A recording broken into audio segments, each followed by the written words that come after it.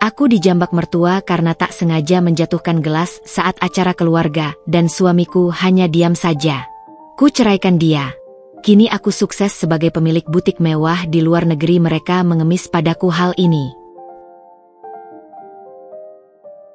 Halo Bunda, selamat datang kembali ya. Semoga Bunda semuanya dalam keadaan sehat dan bahagia ya. Sebelum masuk ke ceritanya silahkan Bunda-Bunda semuanya absen terlebih dahulu ya. Bunda semuanya dari daerah mana saja yang sudah subscribe semoga rezekinya lancar ya. Nama saya Karina. Dulu. Kini, nama itu hanya sebatas kenangan yang terkubur dalam-dalam di bawah tumpukan kain sutra dan gemerlap lampu butik mewahku di Paris. Tapi mari kita kembali ke awal, ke masa di mana Karina masih seorang menantu yang patuh, istri yang mencintai, dan wanita yang percaya bahwa kebahagiaannya telah sempurna. Aku menikahi Ardi, putra tunggal keluarga Wirayudha, 5 tahun lalu. Keluarga Wirayudha bukan sembarang keluarga. Mereka adalah dinasti bisnis properti yang disegani, dengan jaringan luas dan kekayaan tak terhingga.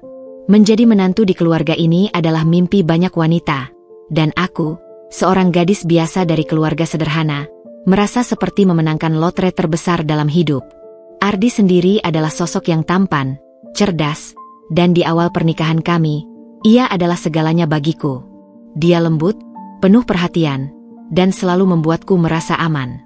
Kami membangun rumah tangga di sebuah hunian mewah yang megah, dikelilingi taman luas dan fasilitas lengkap, jauh dari hiruk-pikuk kota. Dari luar, hidupku adalah definisi kesempurnaan. Namun, di balik fasad kemewahan itu, ada bayangan yang perlahan merayap. Bayangan itu bernama Ibu Arini, ibu mertuaku. Sejak awal, Ibu Arini memiliki standar yang sangat tinggi, nyaris tidak masuk akal. Ia adalah wanita yang memegang kendali penuh atas segala aspek kehidupan putranya, termasuk pernikahanku dengannya. Ardi, meski sudah dewasa, seolah tak punya keberanian untuk membantah setiap perkataan ibunya. Segala keputusan, mulai dari menu makan malam hingga jadwal liburan keluarga, harus atas persetujuan Ibu Arini. Aku berusaha keras untuk memenuhi ekspektasinya. Aku belajar memasak masakan kesukaan keluarga, mengikuti les etiket, bahkan mengurus segala kebutuhan rumah tangga tanpa bantuan asisten, hanya untuk membuatnya terkesan. Aku ingin sekali menjadi menantu yang sempurna di matanya, mendapatkan restu dan kasih sayangnya. Tapi semakin aku berusaha, semakin aku merasa seperti bayangan di rumah itu. Senyum Ibu Arini hanya muncul ketika ia berbicara tentang putranya atau ketika ada tamu penting.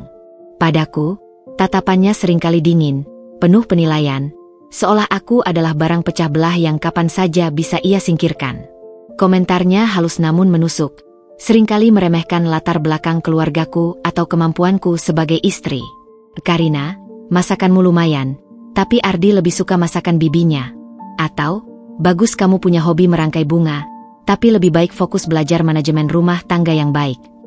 Kata-kata itu, meskipun terdengar sepele, selalu berhasil mengikis sedikit demi sedikit kepercayaan diriku. Ardi?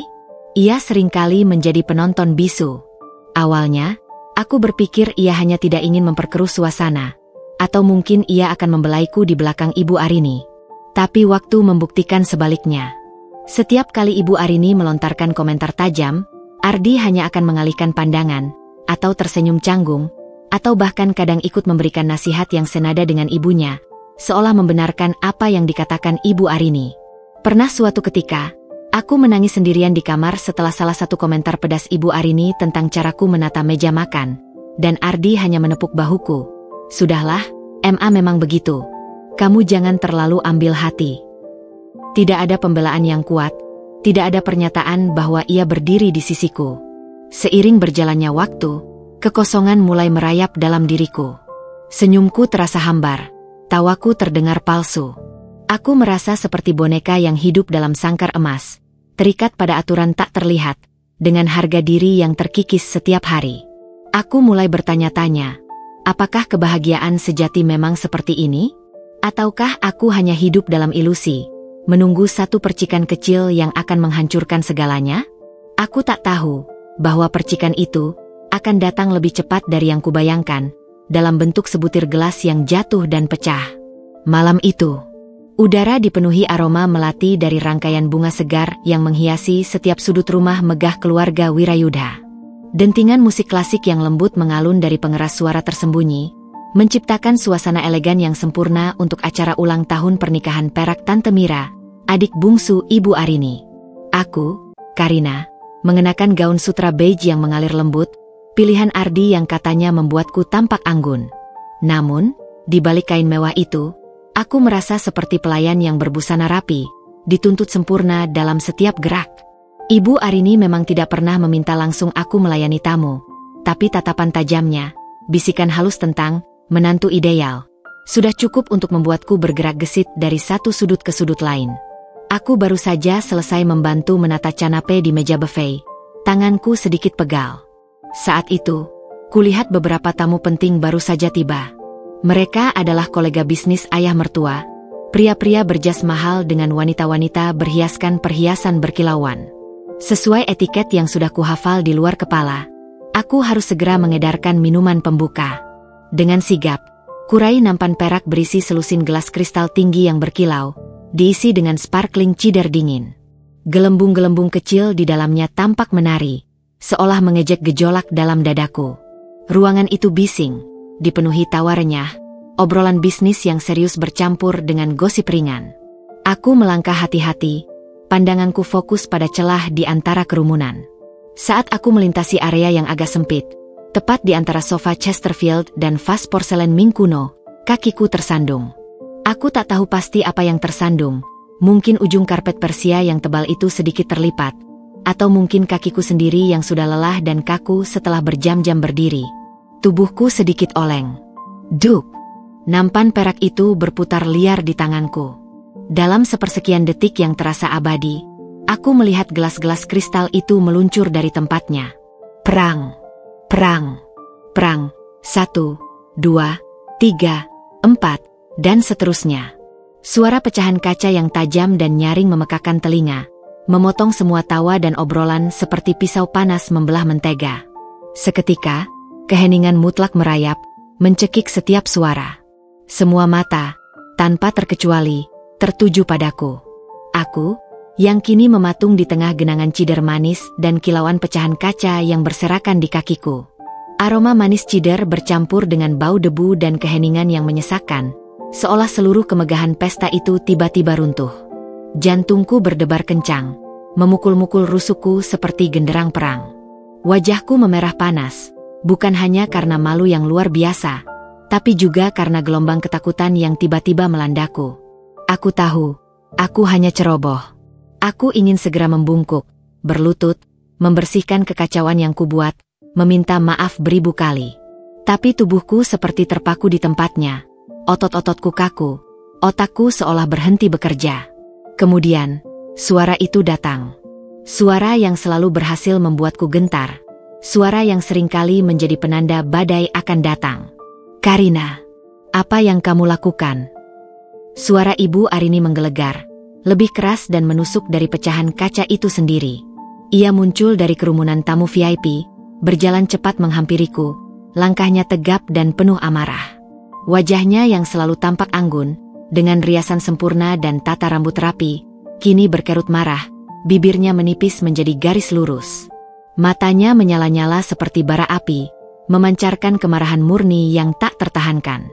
Tanpa memberiku kesempatan sedikit pun untuk bicara, untuk meminta maaf, atau bahkan sekadar menghela napas, tangannya yang penuh cincin berlian mewah terangkat. Jep! Jambakan itu terasa sakit sekali. Bukan hanya di kulit kepala, tempat kuku-kuku panjangnya mencengkeram erat rambutku, tapi juga di harga diriku. Rambutku tertarik ke atas dengan keras. Kepalaku mendongak paksa mengikuti tarikan tangannya. Aku bisa merasakan setiap helai rambutku seolah dicabut paksa. Aku mendengar bisikan-bisikan terkejut dari beberapa tamu. Astaga, ya Tuhan, tapi suara Ibu Arini menenggelamkan segalanya, seperti badai yang menyapu pantai. Dasar ceroboh. Kamu pikir ini rumah siapa? Kamu itu menantu macam apa? Menjatuhkan gelas di depan tamu-tamu terhormat. Memalukan. Kamu tahu berapa harga gelas-gelas ini? Teriakannya merobek keheningan, menusuk telingaku dan hati para hadirin. Air mataku langsung tumpah ruah, bukan karena rasa sakit fisik semata, tapi karena rasa dipermalukan yang amat sangat, karena penghinaan yang menusuk ulu hati, yang terjadi di depan puluhan pasang mata. Aku memohon dalam hati, tolong, Ardi, tolong aku, katakan sesuatu.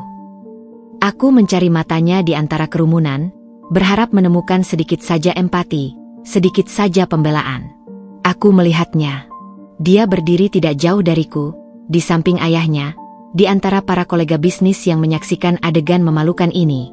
Ardi menatap pemandangan mengerikan ini, ibunya yang menjambak rambut istrinya sendiri.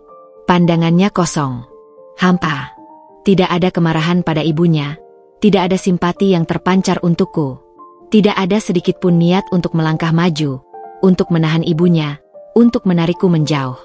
Hanya tatapan hampa, seolah ia sedang menyaksikan sebuah pertunjukan yang tidak melibatkan dirinya sama sekali. Dia bahkan tidak bergeming. Tidak ada pembelaan. Tidak ada kata-kata. Hanya keheningan yang memekakkan dari suamiku sendiri. Keheningan itu jauh lebih menyakitkan dari jambakan dan teriakan Ibu Arini. Di tengah genangan sparkling cider dan kilauan pecahan kristal yang berserakan di lantai marmer yang dingin, hatiku pun ikut pecah berkeping-keping, hancur lebur tak bersisa.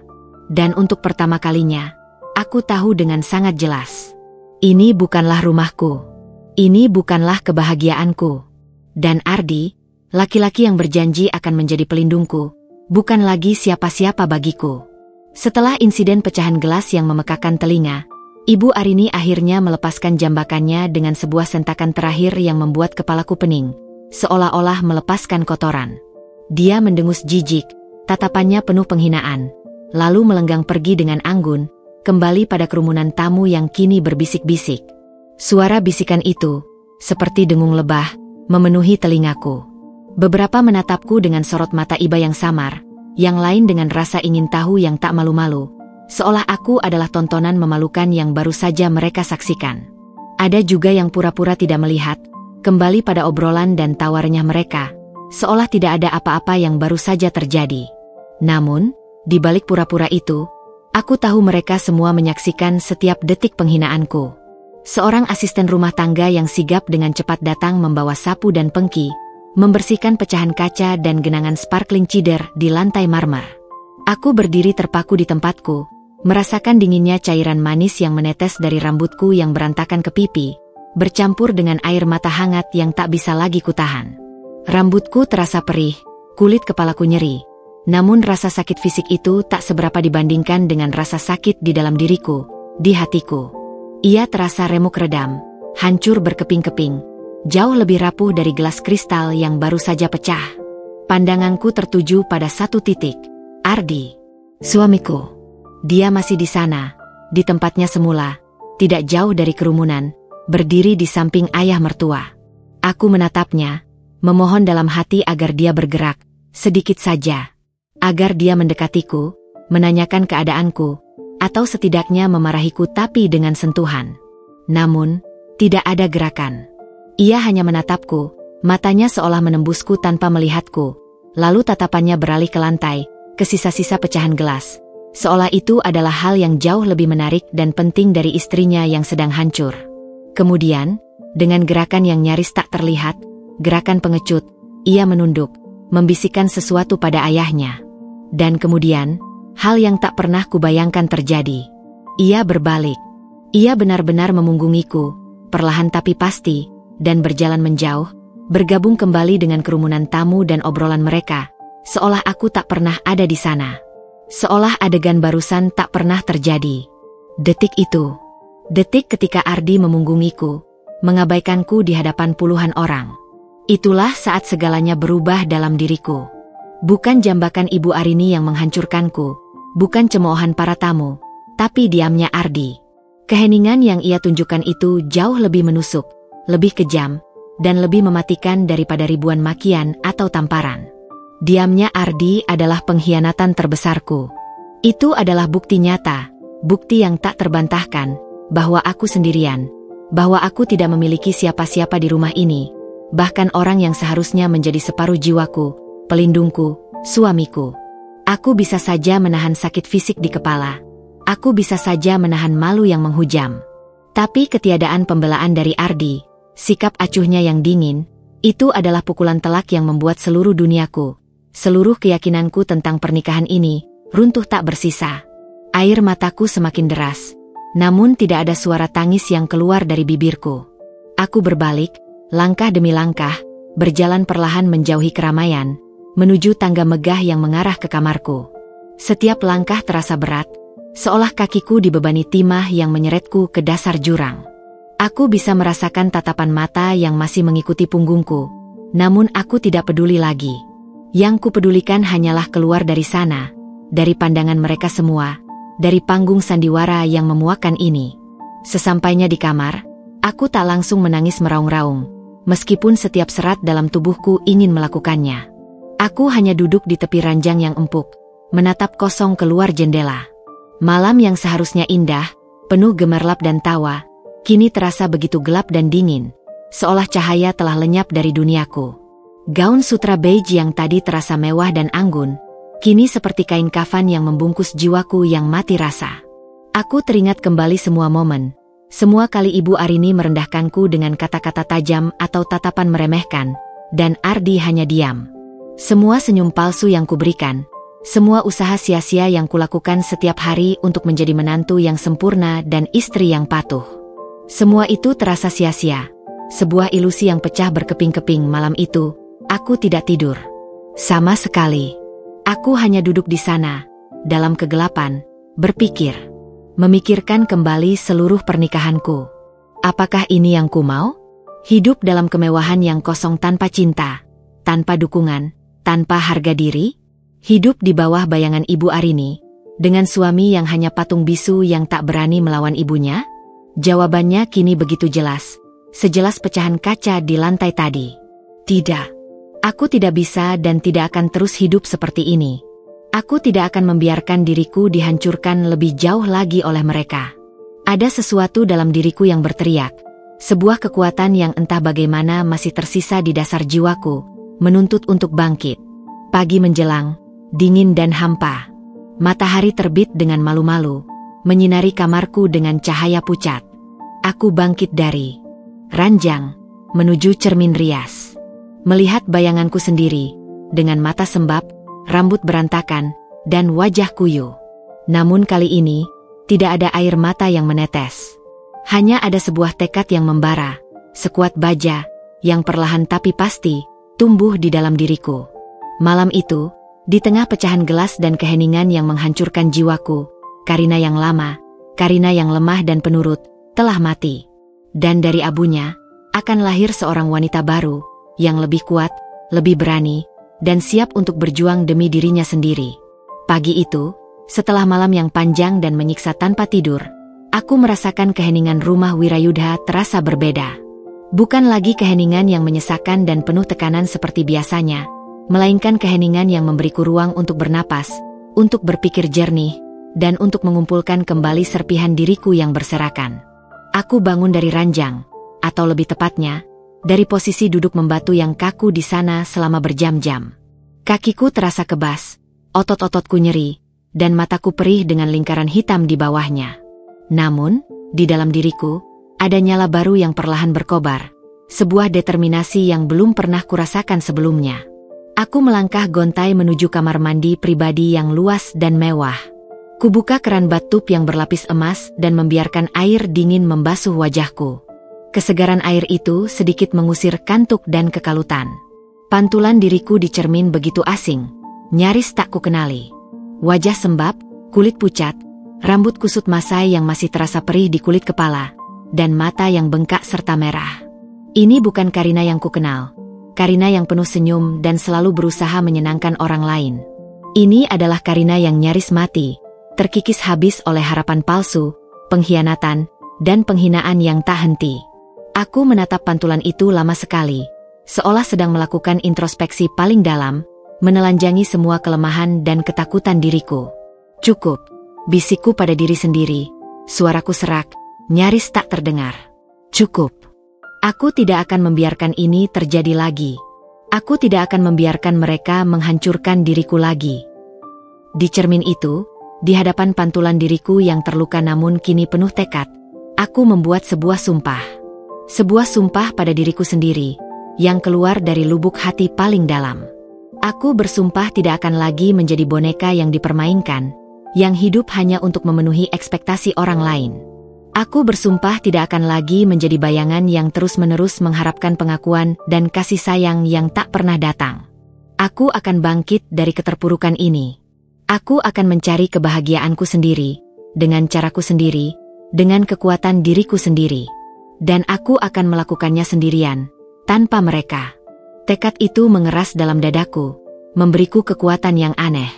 Aku tahu, langkah pertama adalah yang paling sulit, paling menyakitkan, dan paling menakutkan. Aku harus melepaskan diri dari sangkar emas yang selama ini memenjarakanku. Melepaskan semua yang terasa nyaman namun menghancurkan. Aku segera mencari ponselku dan menghubungi satu-satunya orang yang kurasa bisa kupercaya di saat genting seperti ini. Pengacaraku, Bapak Surya. Dia adalah kenalan lamaku dari proyek amal yang pernah kukerjakan dulu. Seorang pria parubaya yang tenang, bijaksana, dan dikenal integritasnya. Suaranya terdengar kaget saat mendengar permintaanku di pagi buta itu. "Karina, kamu yakin?" tanyanya lembut, tak ada nada menghakimi dalam suaranya. Hanya kekhawatiran tulus seorang teman. "Ini keputusan besar, dan keluarga Wirayudha." "Yakin, Pak. Sangat yakin," jawabku, suaraku mantap, tak ada keraguan sedikitpun, seolah semua ketakutanku telah menguap. "Saya ingin mengajukan gugatan cerai. Sesegera mungkin." Ada jeda cukup panjang di ujung telepon. Aku tahu dia sedang mencerna keputusanku yang drastis. Mungkin membayangkan bagaimana reaksi keras dari keluarga Wirayudha yang terkenal itu. "Baik, Karina," katanya akhirnya. Nada suaranya berubah menjadi lebih serius dan profesional. "Saya akan urus semua dokumen yang diperlukan. Kita bisa bertemu siang ini, sekitar pukul 1, di kantor saya untuk membahas detailnya lebih lanjut." "Terima kasih banyak, Pak Surya," ucapku, napas lega yang panjang keluar dari bibirku, seolah beban bertonton terangkat dari pundakku. Telepon ditutup. Setelah itu, aku mulai bergerak dengan cepat namun tenang. Pertama, aku membersihkan diri, mengganti gaun sutra yang memuakan itu dengan pakaian yang jauh lebih sederhana, hanya celana jeans dan kaos polos. Kemudian, aku mulai membereskan barang-barangku yang paling penting. Tidak banyak. Hanya beberapa setel pakaian yang benar-benar kubutuhkan, buku harian lamaku yang berisi coretan impian masa muda, dan album foto lama berisi kenangan keluarga sebelum aku menikah. Aku tidak ingin membawa apapun yang mengingatkanku pada kehidupan di rumah ini, atau pada Ardi, atau pada kemewahan yang ternyata kosong. Aku meninggalkan semua perhiasan mewah, tas desainer, sepatu mahal, dan semua hadiah dari keluarga Wirayudha di tempatnya. Mereka bisa menyimpan itu semua. Aku hanya ingin kebebasanku. Aku juga menulis sebuah surat singkat untuk Ardi. Bukan surat perpisahan yang panjang dan penuh emosi, yang akan menjelaskan semua rasa sakit dan kekecewaanku. Tidak, aku sudah muak dengan drama. Hanya beberapa baris yang menyatakan keputusanku yang final, tanpa penjelasan panjang atau penyesalan. Aku meletakkannya di meja nakas di samping tempat tidurnya, di mana ia akan menemukannya saat bangun. Aku tidak ingin menghadapinya, tidak ingin mendengar alasannya, tidak ingin melihat tatapan kosong itu lagi. Cukup sudah. Aku sudah terlalu banyak melihatnya. Ketika aku menuruni tangga, rumah masih terasa sepi. Mungkin ayah mertua sudah berangkat bekerja, dan Ibu Arini masih menikmati waktu paginya di kamar pribadinya. Aku melangkah keluar pintu depan, merasakan angin pagi yang dingin menyentuh wajahku, menyapu bersih sisa-sisa kesedihan. Ini adalah pertama kalinya aku pergi dari rumah ini tanpa izin, tanpa didampingi supir pribadi, atau tanpa pengawasan dari salah satu pelayan. Rasanya aneh, namun juga luar biasa membebaskan. Sebuah kebebasan yang telah lama kurindukan. Aku melambaikan tangan pada supir taksi daring yang sudah menungguku di gerbang depan, yang sudah kupesan lewat aplikasi. Saat taksi itu melaju menjauh dari gerbang megah rumah Wirayudha, yang terlihat seperti benteng kokoh, aku menoleh ke belakang untuk terakhir kalinya. Istana mewah itu tampak dingin, tak bernyawa, dan sunyi di bawah sinar matahari pagi. Aku tidak merasakan penyesalan sedikitpun, tidak ada keraguan. Hanya ada rasa lega yang luar biasa, sebuah kelegaan yang membanjiri seluruh ragaku, dan sebuah harapan baru yang perlahan tumbuh, mengakar kuat di dalam hatiku. Karina yang lama telah pergi, terkubur di balik gerbang besi itu. Karina yang baru sedang dalam perjalanan, menuju dunia yang lebih luas, lebih bebas, dan ia bersumpah tidak akan pernah menoleh ke belakang lagi. Perjalanan dari rumah megah keluarga Wirayudha menuju kantor Bapak Surya terasa seperti terowongan waktu.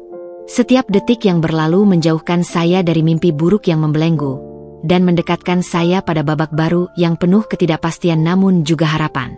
Kantor Bapak Surya terletak di pusat kota Jakarta, di lantai atas sebuah gedung pencakar langit modern dengan pemandangan hiruk-pikuk ibu kota yang tak pernah tidur.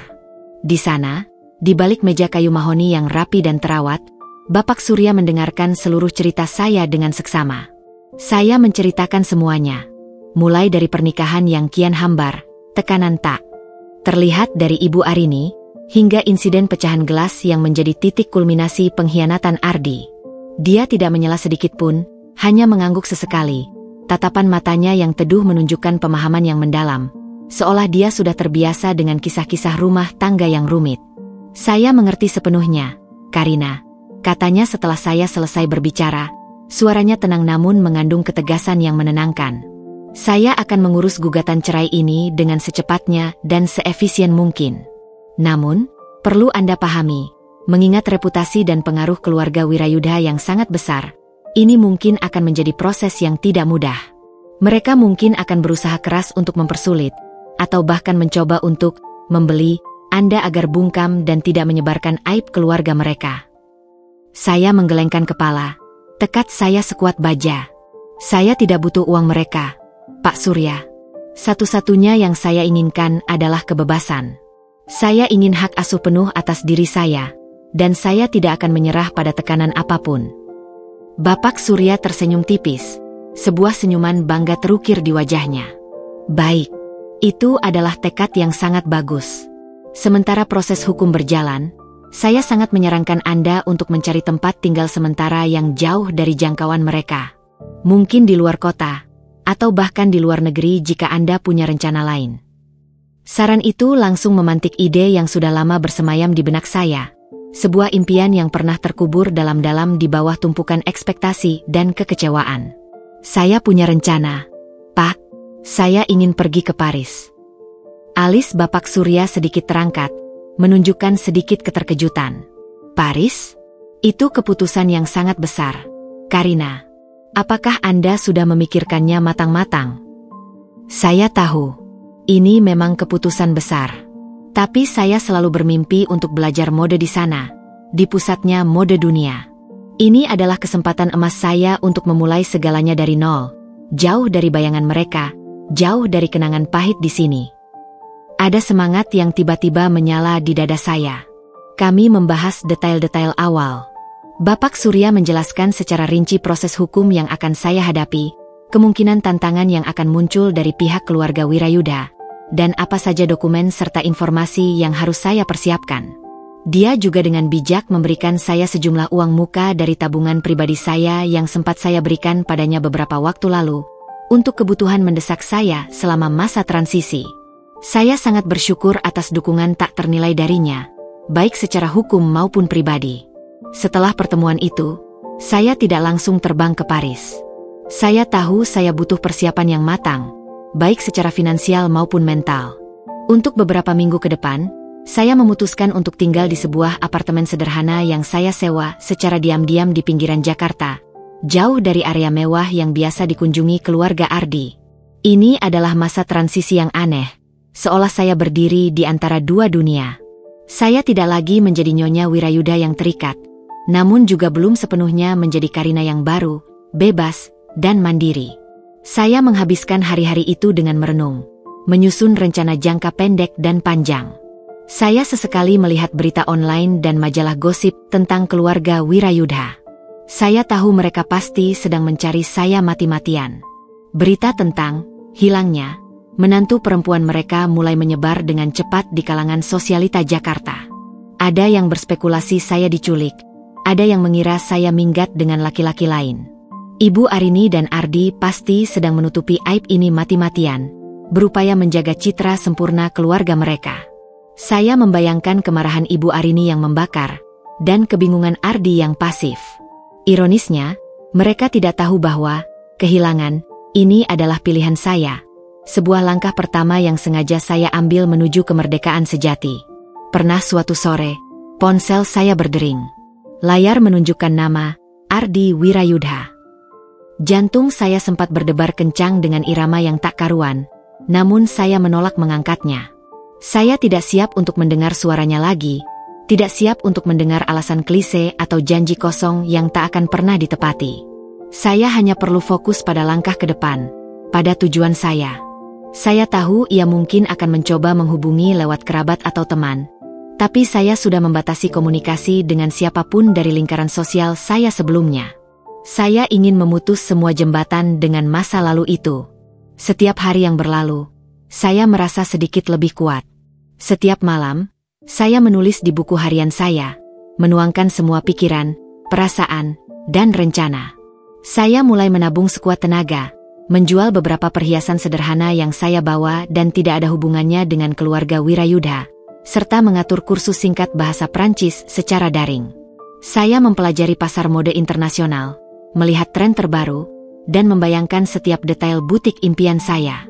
Saya bahkan mulai menggambar sketsa desain gaun-gaun pertama yang ingin saya ciptakan. Suatu malam, saya melihat pantulan diri saya di cermin kecil apartemen. Kali ini, saya tersenyum. Senyum itu terasa tulus, murni, bukan lagi senyum pura-pura untuk menyenangkan orang lain. Ada kerutan lelah di sudut mata, namun ada juga cahaya harapan yang bersinar dari sana. Saya tahu perjalanan ini akan sangat berat, penuh tantangan, dan mungkin juga kesepian. Tapi saya tidak lagi sendiri.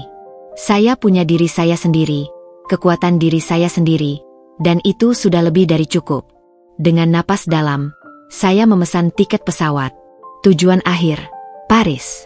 Pendar lampu kota Jakarta mulai meredup di bawahku, perlahan berubah menjadi titik-titik kecil yang akhirnya lenyap ditelan kegelapan malam saat pesawat lepas landas. Jantungku berdebar kencang, bukan lagi karena ketakutan yang mencekam, melainkan karena campuran kegembiraan yang membuncah dan kecemasan yang mendebarkan akan masa depan yang sama sekali baru. Di balik jendela pesawat yang dingin, langit malam tampak seperti kanvas hitam tak berbatas yang bertaburan jutaan permata. Setiap permata itu adalah impian baru yang kurajut dalam benakku, sebuah visi tentang siapa Karina yang akan menjadi. Aku telah meninggalkan segala hal yang kukenal, keluarga yang tak pernah benar-benar menerimaku, status sosial yang ternyata hanya sangkar emas, dan yang terpenting, diriku yang lama, yang pasif, yang terlalu sering mengalah. Kini, aku adalah Karina yang baru, seorang pengembara tunggal dengan satu tiket perjalanan dan segenggam tekad membara di genggaman. Setibanya di Paris, di Bandara Charles de Gaulle, udara dingin yang menusuk tulang menyambutku dengan embusan yang menyegarkan. Aroma roti baget panggang dan kopi Paris yang khas samar-samar tercium. Bahasa Prancis yang selama ini kudengar dari aplikasi pembelajaran daring terasa jauh berbeda ketika diucapkan oleh orang-orang di sekitarku, yang berbicara dengan intonasi cepat dan aksen yang kental. Aku mengambil napas dalam-dalam, mencoba menenangkan diri, menyerap suasana baru ini. Ini adalah awal yang sebenarnya, permulaan dari segalanya. Dengan petunjuk dari ponselku, aku menuju sebuah penginapan sederhana yang sudah kubooking secara daring. Letaknya tidak jauh dari pusat kota namun cukup tersembunyi di sebuah jalanan kecil yang sepi. Apartemen mungil dengan satu kamar tidur itu adalah rumah pertamaku yang benar-benar milikku, tanpa tatapan menghakimi Ibu Arini, tanpa aturan tak tertulis yang menyesakan, tanpa bayangan keluarga Wirayudha. Hari-hari pertamaku di Paris adalah perjuangan nyata. Aku harus beradaptasi dengan cepat pada bahasa yang masih kaku di lidahku, budaya yang sangat berbeda dari Indonesia, dan ritme kota yang serba cepat, nyaris tak berhenti.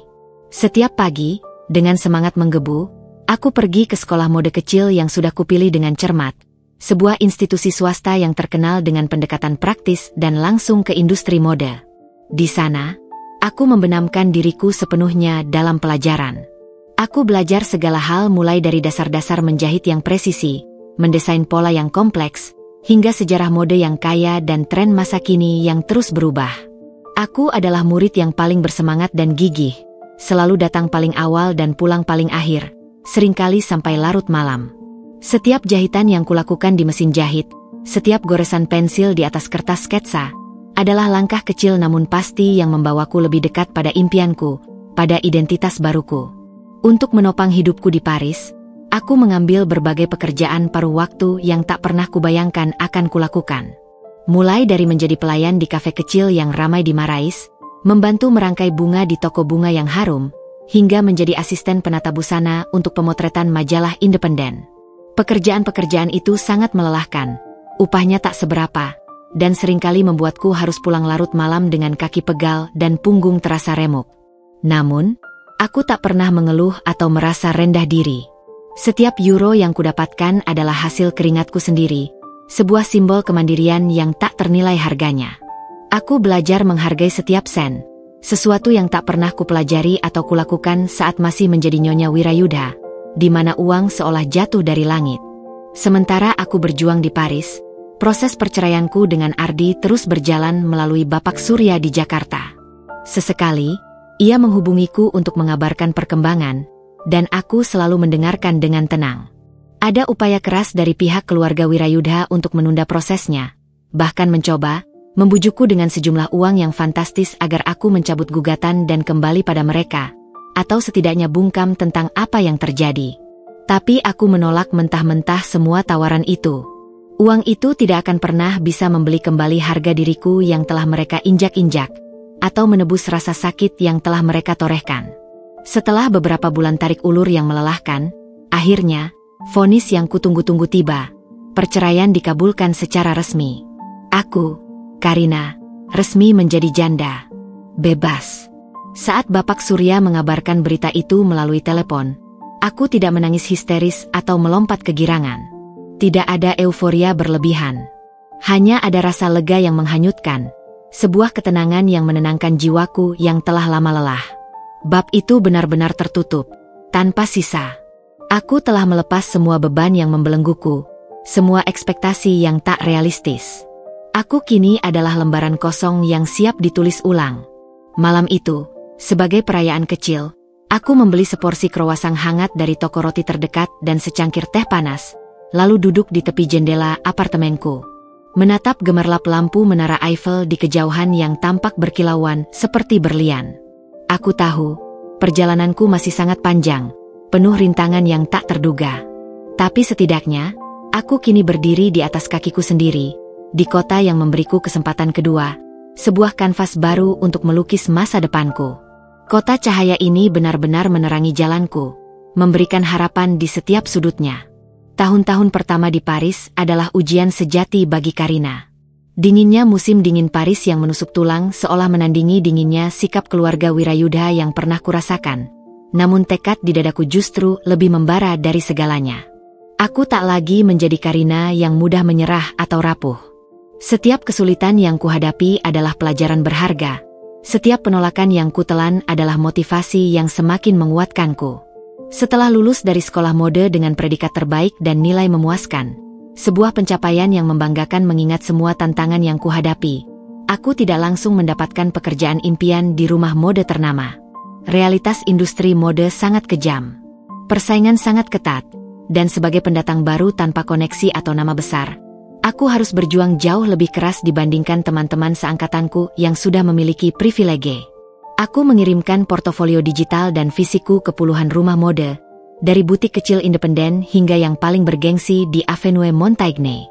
Kebanyakan email berakhir tanpa balasan, atau hanya balasan penolakan standar yang dikirim otomatis, tanpa sentuhan personal. Tapi aku tidak putus asa. Aku tahu, jika pintu depan tertutup rapat, aku harus mencari jendela, atau bahkan membuat pintu sendiri.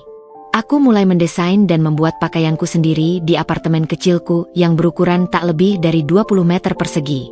Berbekal mesin jahit tua bermerek Singer yang kubeli dari pasar loak dengan uang sisa, tumpukan kain-kain sisa produksi pabrik yang kudapatkan dengan harga sangat murah, dan setumpuk buku-buku referensi tentang teknik menjahit tingkat lanjut, aku menciptakan karya-karya pertamaku. Gaun-gaun sederhana dengan siluet unik, blus dengan sentuhan detail artistik, atau rok dengan potongan inovatif yang membuat mata melirik. Setiap malam, cahaya lampu di apartemenku tak pernah padam, mesin jahitku berdengung tanpa henti, menjadi saksi bisu setiap tetes keringat dan impian yang kurajut. Aku memotret setiap karyaku dengan kamera ponsel seadanya, berusaha mencari pencahayaan terbaik, dan mengunggahnya ke media sosial pribadiku, mencoba menjangkau pasar yang lebih luas. Awalnya, seperti yang kuduga, tidak ada yang melirik. Jumlah like dan komentar bisa dihitung jari. Tapi aku terus berusaha. Aku sering mengunjungi pasar loak seperti Marché aux Puces de Saint-Ouen dan toko kain bekas di kawasan Belleville, mencari material unik yang bisa kumanfaatkan atau bahkan kain vintage yang bisa kurancang ulang. Aku mempelajari teknik upcycling, mengubah kain-kain lama atau pakaian bekas menjadi sesuatu yang baru, menarik, dan memiliki nilai estetika tinggi. Ada kepuasan tersendiri dalam proses ini. Rasanya seperti mengubah masa laluku yang hancur menjadi masa depan yang indah dan berkelanjutan. Titik balik yang tak terduga datang ketika aku berani mengikuti sebuah pameran seni dan mode independen kecil yang diadakan di sebuah galeri komunitas di sudut Quartier Latin. Aku menyewa stan paling kecil dan paling murah, hanya cukup untuk memajang beberapa karyaku dengan harapan bisa menarik 1 atau 2 pembeli atau sekadar mendapatkan masukan. Di antara semua karyaku, sebuah gaun malam sederhana berbahan sutra daur ulang dengan detail sulaman tangan bunga lili yang kubuat sendiri, berhasil menarik perhatian seorang wanita parubaya dengan gaya eksentrik namun sangat berkelas. Dia adalah Madame Dubois, seorang kritikus mode lepas yang cukup berpengaruh di kalangan butik indie dan desainer baru di Paris. Madame Dubois meneliti gaunku dengan tatapan tajamnya yang penetratif. Dia memegang kainnya, meraba sulamannya, dan mengamati setiap detail jahitan. Jantungku berdebar tak karuan, seolah ingin melompat keluar dari dadaku. Menarik, katanya singkat, suaranya serak namun penuh wibawa. Ada cerita di balik setiap jahitan ini. Sebuah jiwa. Kamu siapa, nak? Aku memperkenalkan diri, Karina, dan menceritakan sedikit tentang perjalananku tanpa melebih-lebihkan atau mengumbar drama. Aku menjelaskan filosofiku tentang upcycling dan visiku tentang mode yang lebih personal. Dia mengangguk-angguk, sesekali melontarkan pertanyaan detail tentang teknik menjahitku, inspirasiku, dan ambisiku. Obrolan itu berlanjut hingga pameran hampir usai dan para peserta mulai membereskan barang. Kami berbicara tentang mode, seni, dan bahkan sedikit tentang kehidupan. Akhirnya, Madame Dubois tidak membeli gaunku. Namun, dia memberikan sesuatu yang jauh lebih berharga. Sebuah kartu nama dengan tulisan tangannya yang elegan, dan kalimat yang mengubah segalanya. Datanglah ke butik saya minggu depan, Karina. Kita bicarakan lebih lanjut. Saya rasa, kamu punya potensi yang sangat jarang ditemukan di era ini. Ada jiwa, ada kekuatan, dalam karyamu. Jangan sia-siakan itu. Kata-kata itu adalah percikan api yang sangat kubutuhkan, cahaya di ujung terowongan panjang. Jantungku berdesir gembira, perasaan yang sudah lama tak kurasakan. Ini adalah kesempatan emas, jendela yang sudah lama kucari, yang akhirnya terbuka. Malam itu, aku pulang ke apartemen kecilku, memeluk mesin jahit tua itu erat-erat. Air mata bahagia menetes di atas kain yang belum kujahit. Aku tahu, ini baru permulaan. Perjalanan panjangku baru saja dimulai. Dari sketsa-sketsa di apartemen kecil hingga sebuah langkah nyata yang akan berkilau di panggung mode dunia. Pertemuan formal pertamaku dengan Madame Dubois di butiknya yang klasik namun berani, Le Ciel de Mode, Langit Mode, adalah sebuah pelajaran yang tak ternilai harganya. Butiknya, yang terletak di sebuah jalanan kecil di Le Marais, bukan sekadar toko pakaian. Itu adalah sebuah galeri seni hidup yang dipenuhi dengan gaun-gaun haute couture pilihan dan karya desainer independen yang unik. Setiap helainya memiliki kisahnya sendiri. Madame Dubois sendiri adalah sosok yang karismatik, dengan rambut perak tertata rapi dan sepasang mata tajam yang seolah bisa melihat menembus jiwa, lebih dari sekadar benang, kain, atau tren sesaat. Dia tidak bertanya tentang masa laluku, tidak peduli dari mana aku berasal. Yang ia pedulikan hanyalah bakat sejati dan visi unik yang terpancar dari setiap sketsa dan prototipe kecilku. Karina, saya melihat potensi besar dalam dirimu, katanya, menunjuk salah satu sketsa gaunku yang kubawa, sebuah rancangan gaun malam dari sisa kain organza yang dimodifikasi.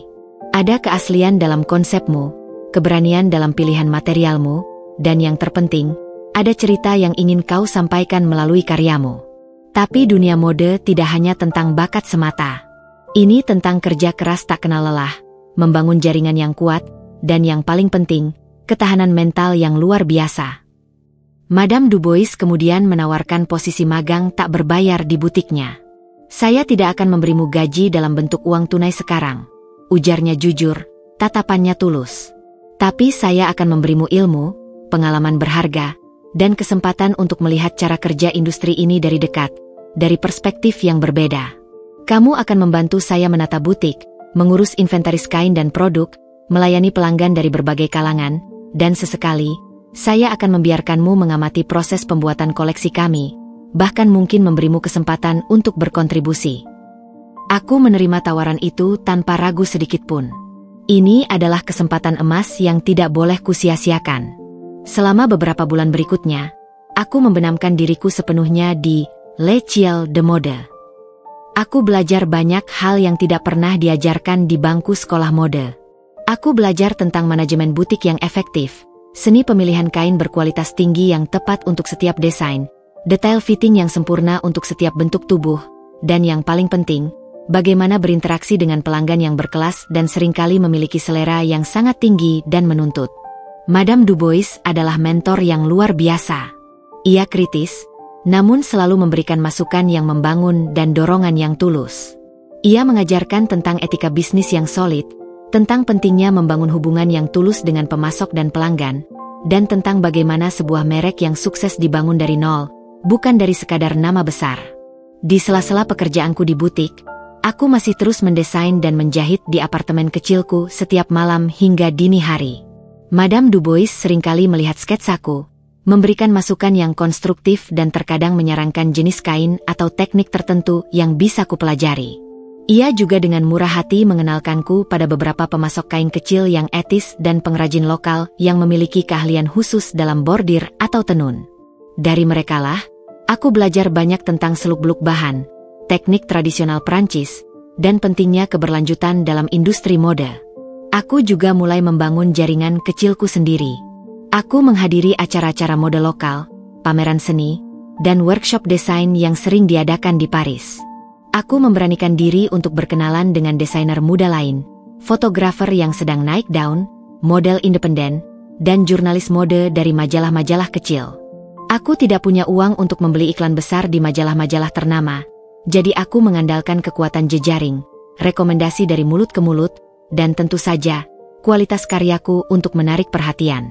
Aku sering memberikan beberapa desain kecilku sebagai hadiah atau endorsement kepada teman-teman baru yang tertarik, berharap mereka bisa membantu menyebarkan namaku atau memberikan exposure.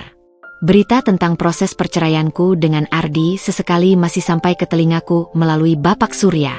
Ia mengabarkan bahwa keluarga Wirayuda sangat geram dengan keputusanku. Ibu Arini disebut-sebut sangat terpukul dengan aib ini.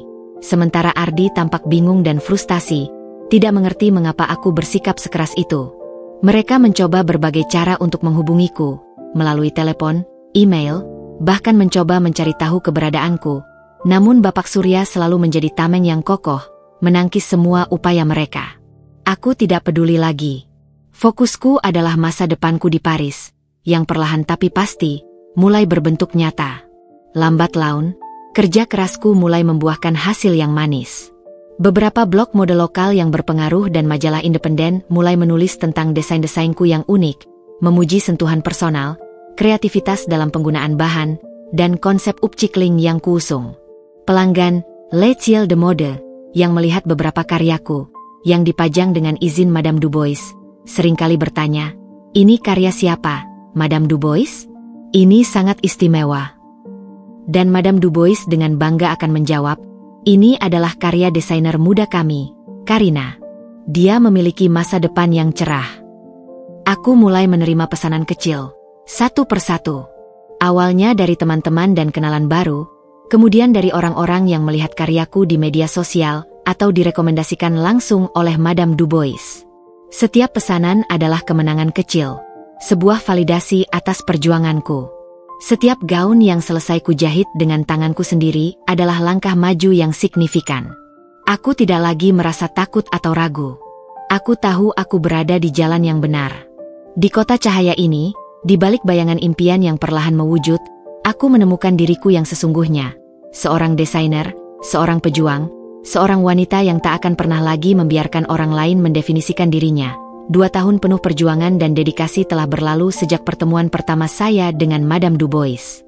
Selama kurun waktu itu, saya menyerap semua ilmu dan pengalaman yang ia berikan seperti spons yang haus air. Butik L'École de Mode menjadi universitas kedua saya, tempat saya belajar lebih banyak tentang seluk-beluk industri mode daripada di bangku kuliah. Hubungan saya dengan Madame Du Bois pun berkembang melampaui sekadar mentor dan murid. Ia seperti anggota keluarga yang tak pernah saya miliki, seseorang yang tulus percaya pada potensi dan visi saya, bahkan ketika saya sendiri kadang meragukannya. Berkat bimbingannya yang tak pernah lelah, jaringan saya di dunia mode Paris semakin luas dan kokoh. Saya tidak hanya dikenal sebagai desainer yang kreatif dengan sentuhan upcikling yang unik, tetapi juga sebagai pribadi yang gigih, berintegritas, dan penuh semangat. Pesanan demi pesanan mulai berdatangan secara konsisten, mengalir seperti air bah yang membawa berkah. Awalnya hanya gaun pesta yang dipesan secara individu, kemudian berkembang ke koleksi kapsul kecil yang saya desain khusus untuk beberapa klien butik Madame Du Bois yang mencari sesuatu yang berbeda dan eksklusif. Nama saya, Karina, perlahan tapi pasti, mulai bergaung di lingkaran mode indie Paris, bisikan dari satu mulut ke mulut lain tentang desainer muda berbakat itu. Namun, saya tahu bahwa untuk benar-benar mewujudkan impian saya yang lebih besar, saya membutuhkan identitas yang baru, sebuah nama yang akan merefleksikan transformasi dan kekuatan baru saya setelah semua yang saya lalui. Suatu malam, saat saya sedang merenung di apartemen kecil saya, dikelilingi tumpukan kain dan sketsa-sketsa yang memenuhi dinding, memandangi bintang-bintang Paris, nama itu muncul begitu saja dalam benakku, seolah diturunkan dari langit. Amara. Saya segera mencari tahu maknanya. Dalam beberapa bahasa kuno, itu berarti abadi atau tak lekang oleh waktu. Dalam bahasa lain, terutama dari akar Sanskerta, itu bisa berarti pahit atau kekuatan yang bangkit dari kepahitan. Kedua makna itu terasa sangat pas, merangkum perjalanan hidup saya. Amara adalah Karina yang telah melalui kepahitan yang mendalam, namun bangkit menjadi sesuatu yang abadi, kuat, dan tak terkalahkan. Saya memutuskan, merek busana saya akan bernama Amara Mode. Dengan dukungan finansial yang tak terduga dari Madame Du Bois, yang melihat potensi besar dalam merek saya dan menawarkan investasi sebagai bentuk kemitraan yang setara, serta tabungan hasil jerih payah saya sendiri yang sudah terkumpul lumayan, saya memutuskan untuk mengambil langkah besar berikutnya. Saya menyewa sebuah atelier kecil di area Marais yang modis, tidak jauh dari butik Madame Du Bois. Tempat itu dulunya adalah galeri seni tua, dengan langit-langit tinggi, dinding bata ekspos, dan cahaya alami yang melimpah dari jendela besar. Sebuah kanvas sempurna untuk sebuah studio desain dan butik kecil. Proses renovasi atelier itu adalah proyek penuh cinta dan keringat. Saya mengerjakannya sendiri sebisa mungkin, dibantu oleh beberapa teman baru yang saya kenal di sekolah mode dan beberapa pengrajin lokal yang direkomendasikan Madame Du Bois. Kami mengecat dinding dengan warna netral yang menenangkan, merapikan lantai kayu yang sudah usang, merakit furnitur bekas namun artistik yang saya beli dari pasar loak, dan menata setiap ruang kerja dengan efisien. Saya ingin setiap sudut atelier ini mencerminkan filosofi Amara Mode, elegan, berkelanjutan, dan penuh cerita. Disinilah koleksi pertama Amara Mode akan lahir, dari tangan dan hati saya sendiri, dari benang-benang impian yang saya rajut. Grand Opening Amara Mode adalah momen yang mendebarkan sekaligus mengharukan. Tanggal 14 Juli, bertepatan dengan Hari Bastille di Paris, menjadi penanda kemerdekaan baru bagi saya. Madame Du Bois hadir, dengan senyum bangga, membawa serta beberapa kenalannya dari media dan influencer mode terkemuka. Ruangan atelier yang sederhana namun ditata dengan apik dan sentuhan seni itu dipenuhi aroma bunga lili segar dan keharuman kain sutra. Saya memamerkan koleksi pertama saya yang sepenuhnya berlabel Amara Mode, sebuah koleksi gaun malam yang terinspirasi dari arsitektur klasik Paris, seperti lengkungan Arc de Triomphe atau detail Notre Dame, dengan sentuhan upcikling yang kini menjadi ciri khas dan identitas unik saya. Responnya? Luar biasa. Para tamu, yang sebagian besar adalah penikmat mode sejati, terkesan dengan detail rumit, kualitas jahitan yang presisi, dan terutama, cerita di balik setiap busana. seorang jurnalis dari majalah mode terkemuka, Paris Vogue Trends, yang dikenal sangat selektif, bahkan sempat mewawancarai saya secara eksklusif. Konsep upcikling Anda sangat menarik, Karina. Apa filosofi Anda di balik pilihan ini? Tanyanya, mencatat dengan cepat di buku kecilnya. Saya tersenyum tulus, menatapnya dengan mata berbinar. Setiap kain, seperti halnya setiap individu, memiliki sejarahnya sendiri. Terkadang, sejarah itu mungkin penuh dengan kerusakan atau cacat di mata orang lain, dianggap tidak lagi berharga. Tapi saya percaya, dengan sentuhan kreativitas, ketekunan, dan visi yang baru, kain-kain itu bisa dihidupkan kembali, menjadi sesuatu yang lebih indah, lebih unik, dan memiliki nilai yang jauh lebih dalam. Sama seperti seseorang yang bangkit dari keterpurukan, dari pengalaman pahit, dan menemukan kekuatan baru yang tak terduga. Artikel tentang Amara Mode dan filosofi saya segera terbit, dilengkapi dengan foto-foto koleksi saya yang memukau. Berita itu menyebar cepat, membawa nama saya ke kancah mode yang lebih luas dan kompetitif. Pesanan membanjiri, butik-butik lain mulai menghubungi untuk kolaborasi, dan permintaan wawancara datang bertubi-tubi dari berbagai media. Amara Mode, yang lahir dari kepahitan dan tekad seorang wanita yang patah hati, kini berdiri tegak di kota cahaya, memancarkan sinarnya sendiri yang unik. Ini baru permulaan, dan saya tahu, impian ini akan terus bertumbuh, menjadi sesuatu yang jauh lebih besar dari yang pernah kubayangkan. 3 tahun telah berlalu sejak grand opening Amara Mode, dan butik kecilku di Marais telah berkembang pesat melampaui ekspektasi. Atelier yang dulunya hanya memuat satu mesin jahit tua dan tumpukan kain sisa, kini telah bertransformasi menjadi sebuah ruang kreatif yang sibuk, dipenuhi dengan desainer muda berbakat dan tim penjahit yang terampil. Kami bekerja dalam harmoni, setiap orang memiliki peran penting dalam mewujudkan visi Amara Mode. Nama Amara Mode bukan lagi sekadar bisikan di kalangan desainer indie Paris, melainkan merek yang diakui secara global, sebuah sinonim untuk fashion yang inovatif dan etis. Koleksi-koleksiku secara rutin tampil di Fashion Week Paris, menerima ulasan positif dan pujian dari kritikus mode terkemuka dunia, dan dikenakan oleh selebriti papan atas di karpet merah, dari aktris Hollywood hingga bangsawan Eropa. Aku, Karina, atau lebih tepatnya Amara, kini adalah seorang desainer sukses yang dihormati di kancah mode internasional. Wawancara demi wawancara dengan majalah mode terkemuka, pemotretan untuk sampul majalah gaya hidup, dan undangan gala dinner mewah di berbagai kota mode dunia, telah menjadi bagian dari rutinitas harian yang melelahkan namun memuaskan.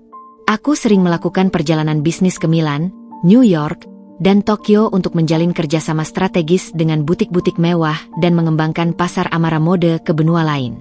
Kesibukan ini luar biasa, setiap hari terasa seperti maraton tanpa henti. Namun setiap momennya adalah buah dari kerja keras, air mata, dan tekad yang tak pernah padam. Aku telah membuktikan, bukan hanya pada mereka yang pernah meremehkanku, tapi yang terpenting, pada diriku sendiri, bahwa aku bisa berdiri tegak, bahkan lebih tinggi dan kuat dari yang pernah mereka bayangkan. Kehidupan pribadiku pun mulai menemukan keseimbangan yang indah di tengah gemerlapnya kesuksesan. Aku memiliki lingkaran pertemanan yang solid dan tulus. Terdiri dari sesama desainer, seniman, fotografer, dan profesional kreatif lainnya di Paris. Kami sering berbagi ide, saling mendukung dalam suka dan duka, serta merayakan setiap pencapaian kecil maupun besar. Madame Dubois, yang kini menjadi partner bisnis sekaligus figur ibu bagiku, selalu mengingatkanku untuk tidak melupakan dari mana aku berasal, namun juga tidak terpaku pada masa lalu yang penuh luka. Kesuksesan yang paling manis adalah kesuksesan yang didapatkan dengan jujur. Amara, katanya suatu hari, sambil menyesap tehnya yang hangat di kantor pribadiku di butik. Dan jangan biarkan masa lalu merusak masa depanmu yang cerah ini. Luka itu bagian dari ceritamu, bukan akhir dari ceritamu. Kata-kata bijak Madame Dubois sering terngiang di benakku, terutama ketika sesekali, suara dari masa lalu yang kelam mencoba menjangkauku. Bapak Surya masih sesekali menghubungiku dari Jakarta, memberikan laporan singkat tentang proses administrasi dan juga perkembangan di sana. Keluarga Wirayudha, terutama Ibu Arini, tidak pernah berhenti mencari tahu keberadaanku. Mereka tahu aku ada di Paris. Itu sudah menjadi rahasia umum di lingkaran sosialita Jakarta. Beberapa kali, mereka bahkan mengirimkan utusan Tidak resmi, kenalan lama, relasi bisnis, atau bahkan kerabat jauh yang pura-pura datang untuk urusan lain di Paris. Namun sebenarnya ingin mendekatiku, mungkin untuk memantau, atau bahkan mencoba membujukku kembali dengan tawaran yang tak masuk akal. Aku selalu bersikap profesional, ramah, namun menjaga jarak yang tegas. Aku tidak pernah menyebutkan nama keluarga Wirayuda di depan publik, apalagi mengungkit kisah pahit perceraianku. Aku ingin Amara Mode dikenal karena inovasi, kualitas, dan filosofi, bukan karena sensasi drama pribadi yang menjijikan. Namun, terkadang, berita tentang mereka tetap sampai padaku, seperti hembusan angin dingin yang membawa kabar tak menyenangkan. Kali ini, berita itu datang dari sumber yang tak terduga dan tak bisa diabaikan. Seorang kenalan lama yang kebetulan sedang berlibur di Paris dan mampir ke butikku karena penasaran setelah melihat namaku di majalah. Setelah obrolan ringan dan pujian basa-basi tentang butikku, ia dengan nada kasihan yang dibuat-buat bercerita. "Karina, kamu tahu, keadaan keluarga Wirayuda sedang tidak baik. Bisnis properti mereka terpuruk parah sekali. Banyak proyek mangkrak, dan mereka terlilit utang besar yang tak terbayangkan. Kabarnya, mereka diambang kebangkrutan total, bahkan aset-aset mereka sudah mulai disita." Jantungku berdesir, sebuah denyutan halus yang aneh. Anehnya, tidak ada rasa senang atau kepuasan yang muncul. Hanya semacam kekosongan, sebuah perasaan netral yang tak terdefinisi. "Oh ya? Aku sudah lama tidak mengikuti berita mereka," jawabku datar, berusaha keras menyembunyikan keterkejutanku yang sesungguhnya. Aku tetap tenang, air muka tak menunjukkan gejolak emosi. "Ya, sangat disayangkan." Ardi juga terlihat sangat frustasi dan tertekan. Mereka benar-benar dalam masalah besar. Aku dengar, mereka bahkan sudah menjual beberapa aset pribadi mereka, termasuk rumah megah di Pondok Indah itu. Lanjutnya, seolah menikmati ceritanya. Setelah kenalan itu pergi, meninggalkan jejak berita buruk itu, aku duduk terdiam di kursi empuk kantorku. Kabar itu mengejutkan. Meskipun jauh di lubuk hati aku sudah menduga bahwa roda nasib bisa berputar, dan hidup mereka tidak akan selalu mulus. Dulu, mungkin aku akan merasa puas yang tak terkira, sebuah pembalasan ilahi atas semua yang mereka lakukan. Tapi kini, yang kurasakan hanyalah sebuah ironi yang mendalam. Mereka yang dulu begitu berkuasa, begitu angkuh dan merendahkan, kini terpuruk dalam kehancuran finansial. Aku menghela napas panjang. Jalan yang kupilih, jalan kesendirian dan perjuangan, adalah jalan yang benar. Aku telah membangun kerajaanku sendiri, dengan keringat, air mata, dan tekad yang tak tergoyahkan. Sementara mereka, yang dulu merendahkanku dan menganggapku tak berarti, kini menghadapi kehancuran yang mereka sendiri ciptakan. Aku tahu, cepat atau lambat, babak selanjutnya dalam drama kehidupan ini akan terbuka. Dan aku harus siap menghadapinya, dengan kepala tegak, sebagai Amara, bukan lagi Karina yang lemah. Beberapa minggu yang terasa panjang setelah kabar mengejutkan tentang kemerosotan bisnis keluarga Wirayuda, kehidupan di Amara Mode terus berputar dalam kecepatan tinggi yang memabukkan. Kami sedang sibuk luar biasa mempersiapkan koleksi musim gugur, sebuah tantangan besar yang menuntut setiap ons kreativitas, fokus, dan energiku. Setiap hari adalah maraton antara mendesain, memilih kain, melakukan fitting, dan mengelola tim. Aku mencoba melupakan berita dari Jakarta, menganggapnya sebagai bagian dari masa lalu yang tak lagi relevan dengan kehidupanku yang kini gemerlap di Paris. Namun, jauh di lubuk hati, ada firasat samar yang tak bisa kuabaikan. Sebuah bisikan yang mengatakan bahwa ini belum berakhir, bahwa benang takdir masih akan mempertemukanku kembali dengan masa lalu yang telah kutinggalkan. Firasat itu terbukti benar, dan datang lebih cepat dari yang kuduga. Suatu pagi, saat aku sedang meninjau sampel kain sutra terbaru untuk gaun kutur kami di atelier yang sibuk, ponselku yang tergeletak di meja bergetar, menampilkan nomor tak dikenal dari Jakarta. Biasanya, aku akan mengabaikan panggilan dari nomor asing, menganggapnya sebagai telepon penawaran yang tidak penting. Tapi entah mengapa, kali ini aku merasa ada yang berbeda, sebuah tarikan aneh yang tak bisa kujelaskan. Aku mengangkatnya, dengan sedikit waspada yang refleks kuaktifkan. "Halo?" Suaraku terdengar sedikit tegang, memecah keheningan fokus di atelier. "Amara? Ini saya, Bapak Surya." Suara Bapak Surya terdengar di seberang sana, Kali ini dengan nada yang jauh lebih serius, sedikit tegang, dan terdengar urgensi yang jelas dari biasanya. Syukurlah Anda mengangkat telepon. Jantungku berdesir, sebuah denyutan tak nyaman. Ini pasti tentang mereka, tentang keluarga Wirayudha. Ada apa, Pak? Apakah ada masalah dengan administrasi perceraian? Tanyaku, mencoba menjaga ketenangan dan profesionalisme, meskipun dalam hati aku sudah bisa menduga. Tidak ada masalah dengan itu. Tapi ada hal yang sangat mendesak, Karina. Katanya, menggunakan nama lamaku yang jarang kudengar lagi. Keluarga Wirayudha, mereka ingin bertemu dengan Anda. Secara pribadi. Aku mendengus pelan, nyaris tak terdengar. Sebuah senyum sinis yang hampir tak terlihat terukir di bibirku. Untuk apa, Pak? Saya sudah tidak ada urusan apapun dengan mereka. Buku sudah tertutup. Mereka dalam posisi yang sangat sulit, Karina. Benar-benar diambang kehancuran finansial total. Mereka telah menjual banyak aset pribadi dan perusahaan, tapi itu tidak cukup untuk menutupi semua kerugian dan utang yang menumpuk.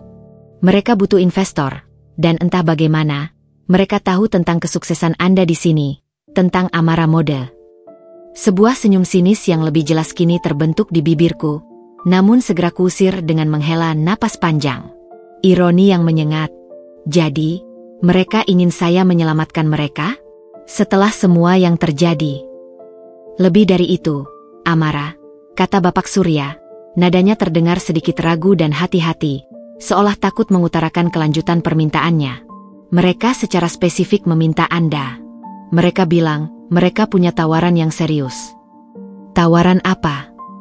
Aku bertanya dingin, mataku menatap kosong ke arah jendela atelier, seolah melihat bayangan masa lalu di sana. Mereka ingin Anda berinvestasi di perusahaan mereka, properti Wirayudha. Dengan catatan Anda mengambil alih sebagian besar kepemilikan dan manajemen perusahaan. Mereka bahkan bersedia menyerahkan posisi strategis kepada Anda, atau perwakilan Anda.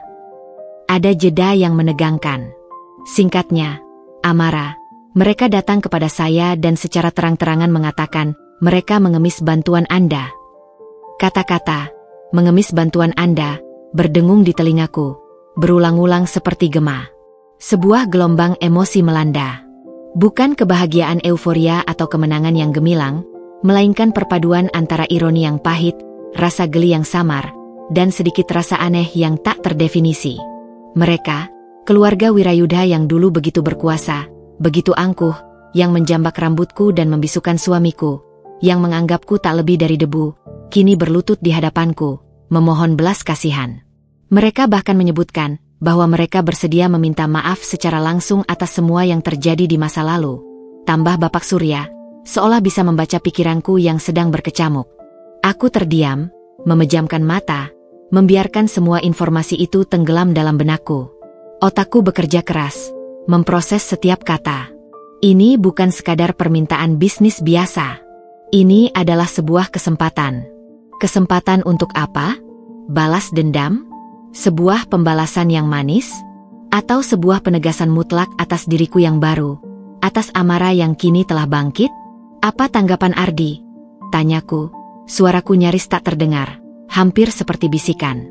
Nama itu, yang sudah lama sekali tak kuucapkan, terasa asing dan hambar di lidahku. Ardi, dia sangat terpuruk. Dari yang saya dengar, dia tidak punya daya. Dia setuju dengan semua keputusan ibunya. Dia tidak punya pilihan lain selain menerima keadaan. Aku menarik napas panjang, mengumpulkannya dari dasar paru-paru. Baik, Pak Surya. Atur pertemuannya. Bapak Surya terdengar terkejut namun lega di ujung telepon. Kapan Anda ingin mereka datang ke Paris? Atau Anda yang akan kembali ke Jakarta? Saya tidak akan kembali ke Jakarta, Pak Surya. Tidak untuk saat ini, jawabku tegas, tanpa ragu. Mereka yang harus datang ke sini. Ke Paris. Ke butik Amara Mode. Biarkan mereka melihat sendiri apa yang telah saya bangun dengan kedua tangan saya, dengan keringat dan air mata saya. Suaraku mantap, penuh otoritas yang tak tergoyahkan. Dan pastikan mereka datang dalam waktu dekat. Saya tidak punya banyak waktu untuk bermain-main. Jadwal saya sangat padat. Telepon ditutup. Aku menatap keluar jendela atelierku, ke arah menara Eiffel yang menjulang anggun, puncaknya berkilau ditimpa sinar matahari pagi.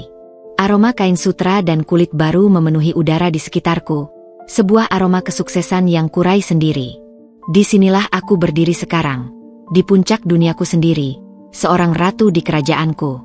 Dan mereka, yang dulu menenggelamkanku, kini akan datang kepadaku, mencari secercah harapan dari orang yang pernah mereka buang. Seminggu kemudian, setelah kegelisahan yang menguar dari telepon Bapak Surya, saya menerima konfirmasi resminya. Keluarga Wirayudha akan tiba di Paris dalam 2 hari. Mereka akan langsung datang ke butik Amara Mode, sesuai permintaan saya. Saya menghela napas panjang, sebuah kelegaan bercampur antisipasi. Firasat saya benar, drama ini belum sepenuhnya usai, namun kali ini, saya bukanlah Karina yang gemetar dan tak berdaya. Saya adalah Amara, pemilik Amara Mode, dengan kendali penuh di tangan saya. Sejak menerima telepon dari Bapak Surya, saya sudah mempersiapkan diri secara matang. Bukan hanya secara mental untuk menghadapi masa lalu, tapi juga fisik dan tentu saja, lingkungan di sekitar saya. Saya ingin pertemuan ini terjadi di wilayah kekuasaan saya, di tempat yang menjadi bukti nyata dari perjuangan dan kesuksesan saya. Saya ingin mereka melihat dengan mata kepala sendiri, tanpa keraguan, apa yang telah kubangun dari puing-puing yang mereka tinggalkan. Pagi itu, butik Amara Mode tampak lebih berkilau dari biasanya. Udara dingin Paris yang segar masuk melalui celah pintu, berpadu dengan aroma mewah dari bunga lili segar yang baru saja tiba dan wangi linen berkualitas tinggi dari koleksi terbaru. Saya meminta staf saya untuk menata ulang setiap display dengan detail sempurna, memastikan setiap gaun terpajang anggun, setiap sudut butik bersih tanpa celah, cermin-cermin berkilau, dan pencahayaan diatur sedemikian rupa untuk menonjolkan keindahan desain. Saya sendiri mengenakan salah satu desain terbaruku, sebuah setelan blazer dan celana panjang berwarna emerald green dengan potongan tajam dan modern, terbuat dari kain daur ulang berkualitas tinggi yang menjadi ciri khas merek saya. Rambut saya tertata rapi dalam sanggul modern yang elegan, dan makeup saya minimalis namun menonjolkan mata yang kini memancarkan ketajaman dan kekuatan.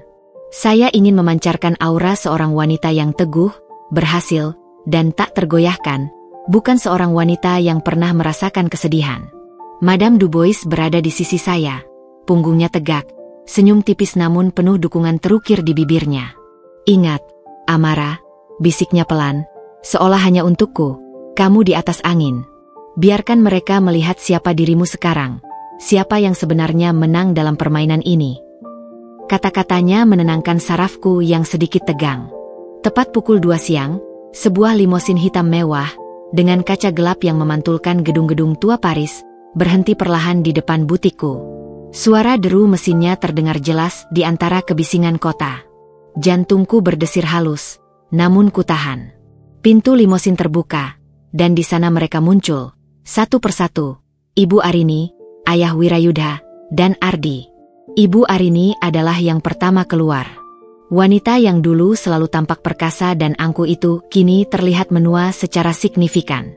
Kerutan di wajahnya lebih dalam, dan sorot matanya yang dulu penuh kesombongan kini tampak lelah, sedikit gentar, dan penuh kekhawatiran yang kentara.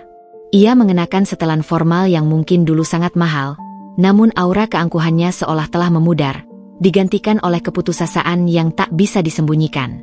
Di sebelahnya, Ayah Wirayudha, yang selalu tampak gagah dan berwibawa di setiap pertemuan bisnis, kini terlihat lesu dan cemas, bahunya merosot seolah memikul beban yang sangat berat.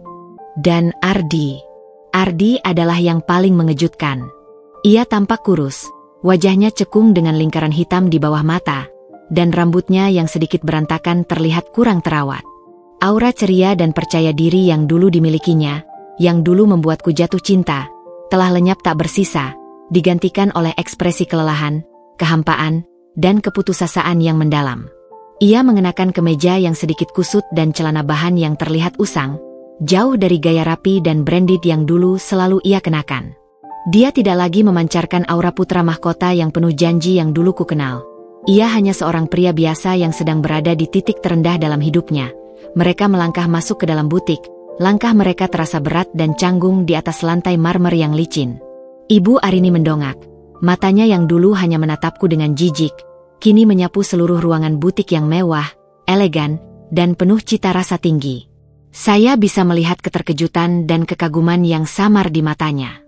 Bibirnya sedikit terbuka, seolah tak percaya dengan apa yang dilihatnya. Ayah Wirayudha juga memandangi sekeliling. Rahangnya mengeras, seolah menahan sesuatu. Kemudian, mata Ibu Arini akhirnya bertemu denganku. Untuk sesaat, ada kilasan amarah yang familiar, sebuah refleksi dari kenangan lama, namun dengan cepat berganti menjadi ekspresi yang sulit kubaca. Perpaduan antara terkejut, tak percaya, dan sepertinya rasa malu yang menyengat. Rasa malu yang tak pernah kubayangkan akan kulihat di wajahnya. Aku tidak tersenyum sedikit pun. Aku tidak menunduk, tidak ada gentar dalam diriku. Aku berdiri tegak, dengan bahu terentang dan kepala mendongak, menatap mereka satu persatu, tanpa emosi. Mataku berhenti pada Ardi. Ia menatapku, tatapannya kini dipenuhi penyesalan yang mendalam. Sebuah kesedihan yang baru kuperhatikan ada di matanya. Ia membuka mulutnya, seolah ingin mengatakan sesuatu, bibirnya bergetar, namun tak ada suara yang keluar. Hanya hembusan napas berat. "Selamat datang di Amara Mode," kataku, suaraku tenang, profesional, dan tegas, tanpa emosi pribadi sedikit pun. Aku tidak menyebutkan nama mereka, tidak ada sapaan pribadi yang hangat. Ini adalah pertemuan bisnis, dan aku ingin memastikan itu jelas. "Silakan duduk." Aku mengarahkan mereka ke sofa cheongsam mewah di area lounge butik.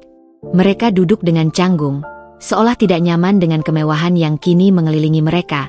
Sebuah kemewahan yang sebagian besar adalah hasil karyaku sendiri.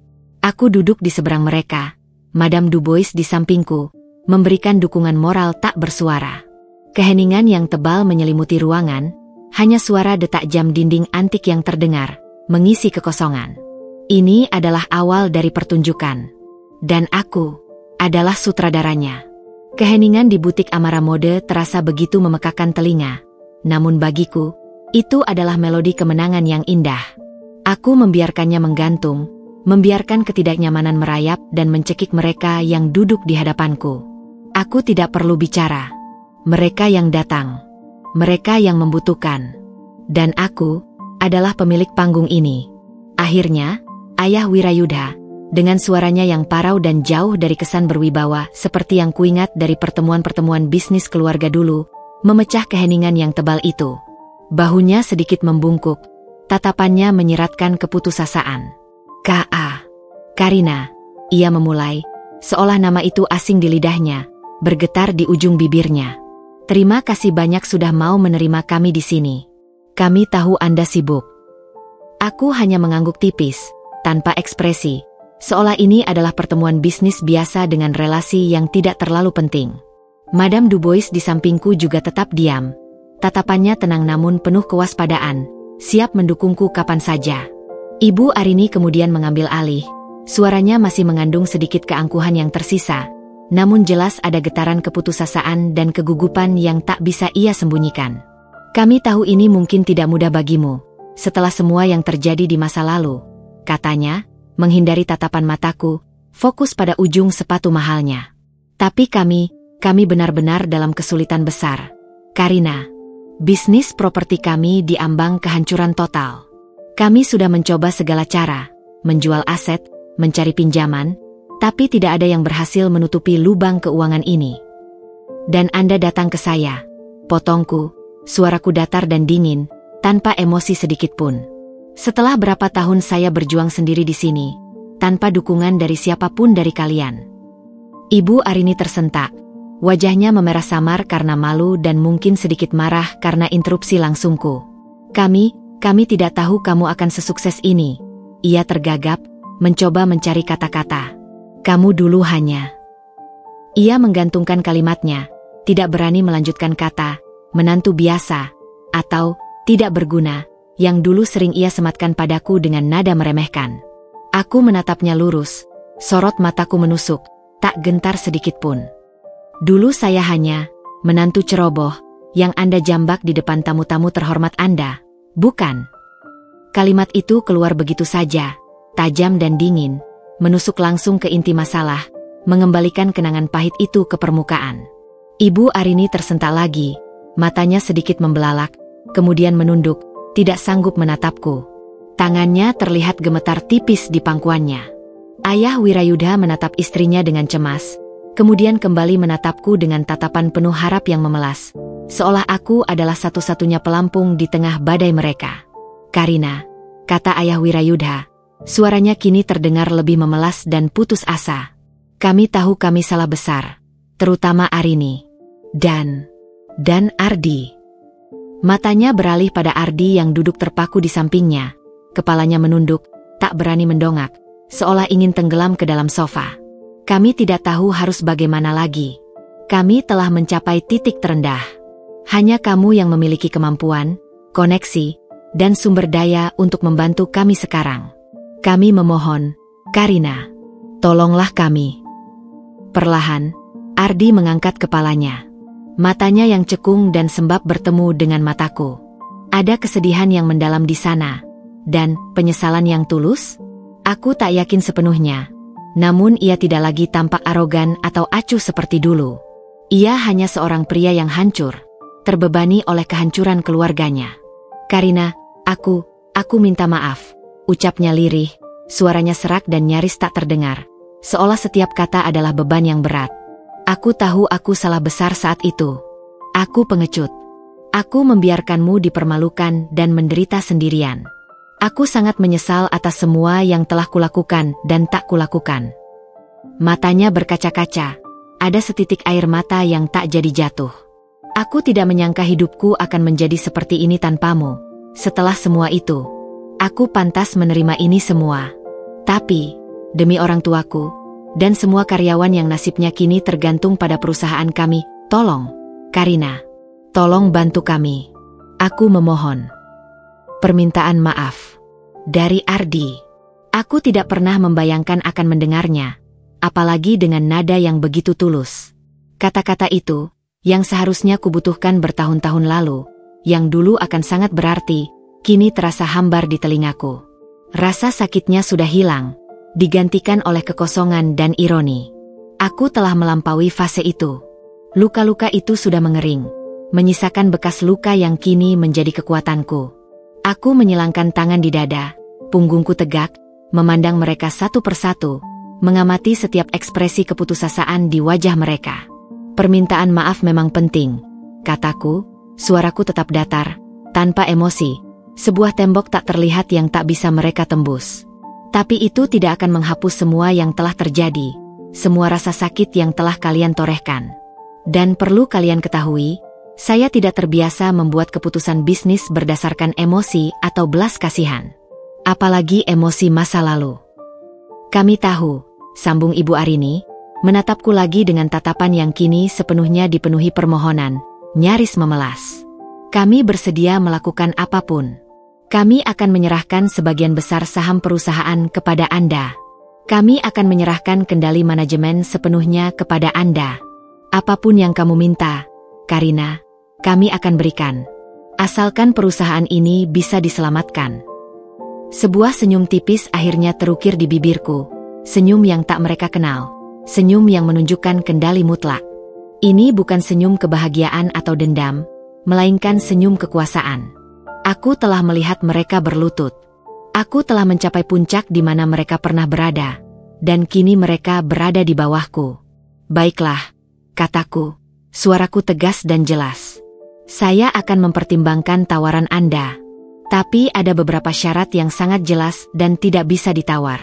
Dan saya ingin semuanya tercatat secara hukum, dengan perjanjian yang mengikat, tanpa celah sedikit pun. Kita tidak akan berbicara tentang emosi lagi di sini.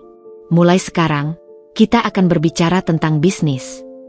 Aku melihat kilasan harapan yang membara di mata mereka, sebuah percikan kecil di tengah kegelapan yang mereka alami. Namun, aku tahu ini baru permulaan dari negosiasi yang panjang dan rumit. Pertunjukan sesungguhnya, di mana aku akan mendikte setiap langkah, baru akan dimulai.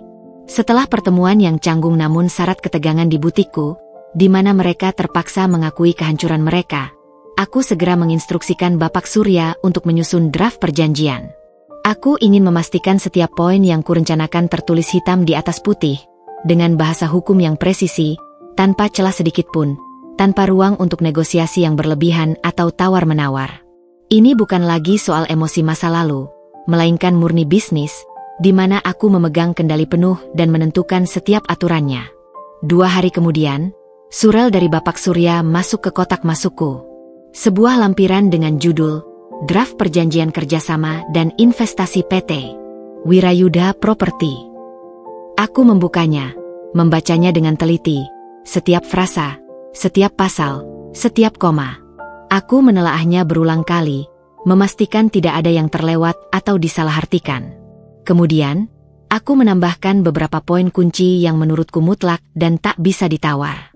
Aku tidak hanya ingin menyelamatkan perusahaan Wirayuda dari kebangkrutan, aku ingin merestrukturisasinya dari akar, mengubahnya menjadi entitas yang lebih modern, transparan, efisien, dan pastinya, sesuai dengan visi jangka panjangku. Syarat-syarat utamaku cukup tegas dan tidak kompromi. Pengambil alihan mayoritas saham dan kendali penuh.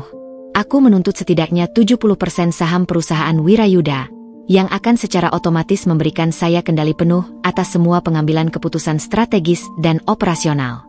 Sisa 30% saham akan dibagi rata antara Ibu Arini, ayah Wirayuda, dan Ardi, namun dengan hak suara yang sangat terbatas dan tanpa kekuatan veto atas keputusan mayoritas saya.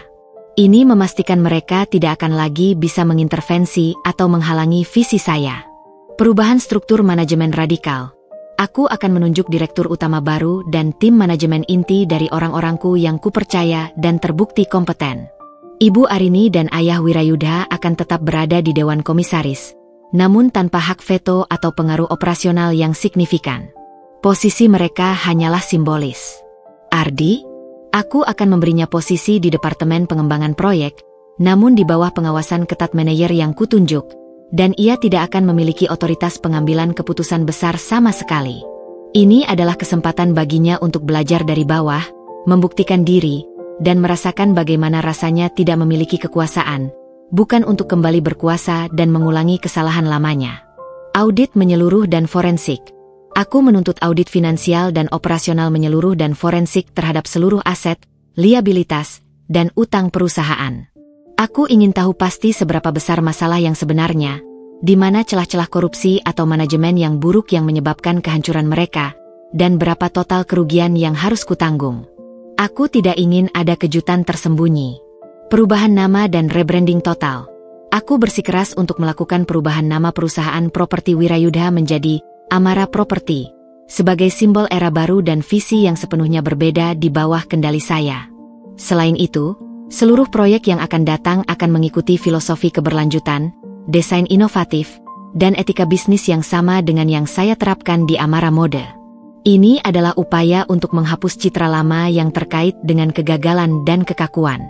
Penandatanganan pernyataan maaf publik, privat ini adalah poin yang paling sensitif, dan aku tahu ini akan menjadi pil pahit yang sangat sulit ditelan bagi Ibu Arini. Aku meminta mereka untuk secara formal dan legal menandatangani sebuah pernyataan tertulis yang mengakui kesalahan mereka di masa lalu terhadapku, termasuk insiden penjambakan dan pengabaian Ardi. Pernyataan ini secara privat akan menjadi bagian dari dokumen perjanjian hukum, sebuah pengakuan yang tak bisa ditarik kembali. Ini bukan untuk dipublikasikan secara luas, melainkan untuk penegasan pribadiku, sebuah pengakuan resmi atas penderitaanku dan sebuah garis penutup yang tak bisa diganggu-gugat. Sebuah bentuk keadilan emosional yang tak bisa dibeli dengan uang. Ketika Bapak Surya mengirimkan draft final perjanjian yang telah disetujui bersamaku kepada mereka di Jakarta, responsnya langsung terasa. Ibu Arini, melalui telepon dengan Bapak Surya, sempat menyatakan keberatan yang sangat keras, terutama pada poin perubahan nama perusahaan dan permintaan maaf tertulis. Ia merasa itu adalah penghinaan yang tak bisa diterima, sebuah upaya untuk menghapus sejarah dan martabat keluarga mereka. Ia bersikeras bahwa ini terlalu banyak. Namun, Bapak Surya dengan tenang dan tegas mengingatkannya pada posisi mereka saat ini, di ambang kebangkrutan, tanpa pilihan lain, tanpa investor lain yang mau menolong. Ia juga menegaskan bahwa ini adalah satu-satunya dan kesempatan terakhir agar aku bersedia membantu. Nyonya Karina memiliki kendali penuh sekarang, kata Bapak Surya kepadanya, seperti yang ia ceritakan padaku. Ini adalah tawaran terakhir. Jika tidak setuju, beliau tidak akan melangkah lebih jauh. Beliau punya banyak pilihan lain. Mendengar itu, aku hanya tersenyum tipis, sebuah senyum penuh kepuasan yang dingin. Madame Dubois yang mendengar ceritaku tentang negosiasi itu, ikut mengangguk dengan bijak. Mereka harus menelan pil itu, Amara. Itu harga yang pantas untuk martabat yang mereka injak-injak selama ini. Pada akhirnya, setelah negosiasi yang alot, penuh ketegangan, dan perdebatan internal yang pasti terjadi di antara mereka, keluarga Wirayudha terpaksa setuju. Mereka tidak punya pilihan lain. Aku tahu itu adalah keputusan yang sangat sulit bagi mereka, sebuah pengorbanan harga diri yang menyakitkan. Tapi bagiku, itu adalah penegasan, sebuah bentuk keadilan yang dingin dan objektif. Aku telah mendapatkan kembali kendali penuh atas narasiku sendiri, atas hidupku, dan kini, aku akan mengendalikan takdir mereka, demi masa depan yang lebih baik. Perjanjian telah disetujui. Babak berikutnya dari hidupku, dan dari perusahaan mereka, akan segera dimulai di bawah benderaku. 1 bulan setelah penandatanganan perjanjian yang mengikat di Paris, sebuah dokumen yang menjadi saksi bisu atas pertukaran kekuasaan yang tak terduga, aku kembali menginjakan kaki di tanah Jakarta.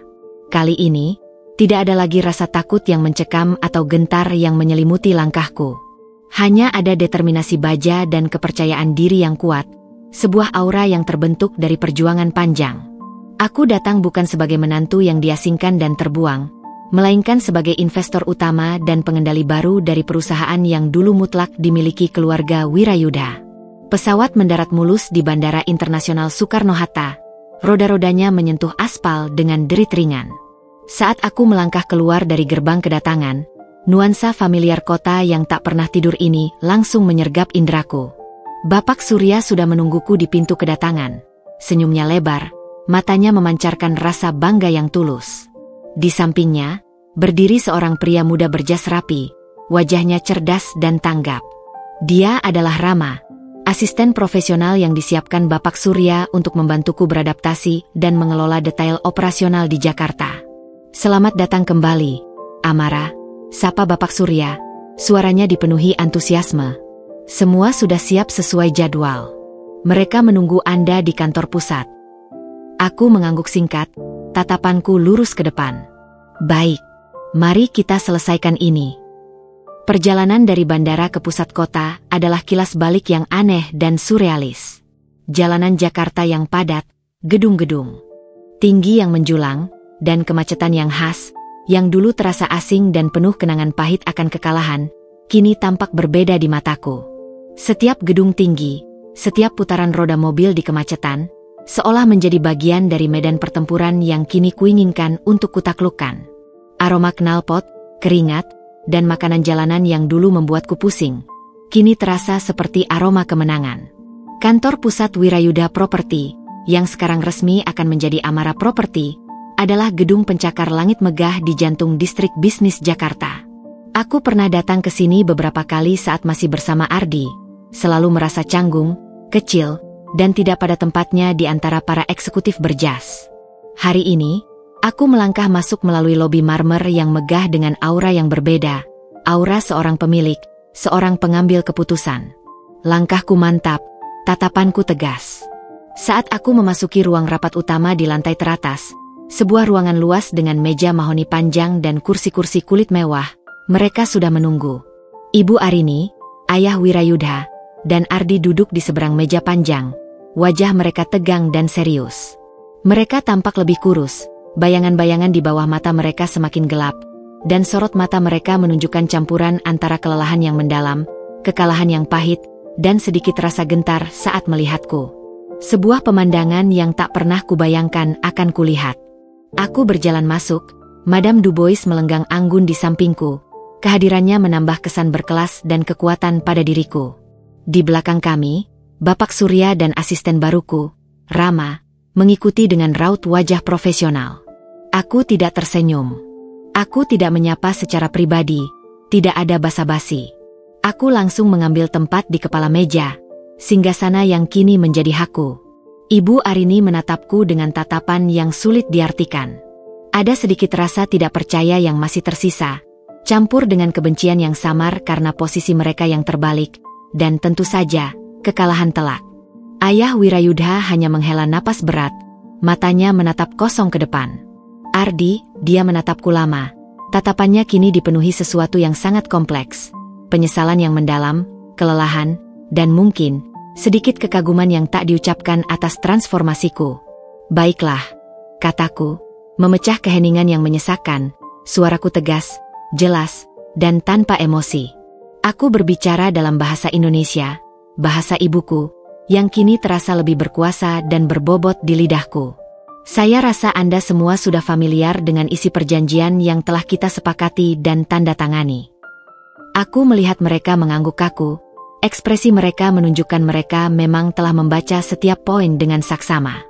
Mulai hari ini, lanjutku, tatapanku menyapu wajah mereka satu persatu, memastikan setiap orang memahami. Perusahaan ini akan beroperasi di bawah manajemen baru, di bawah nama Amara Property. Saya akan mengambil alih posisi Direktur Utama. Bapak Surya akan bertindak sebagai penasihat hukum utama. Dan tim manajemen inti yang baru akan mulai bekerja besok pagi. Kita punya banyak pekerjaan rumah yang harus diselesaikan untuk merestrukturisasi perusahaan ini. Ibu Arini membuka mulutnya, seolah ingin memprotes. Namun Ayah Wirayudha dengan cepat meletakkan tangannya di lengan istrinya, sebuah isyarat tegas untuk menahan diri dan menerima kenyataan. Ardi hanya menunduk, tidak berani mengangkat kepala, seolah semua beban dunia ada di pundaknya.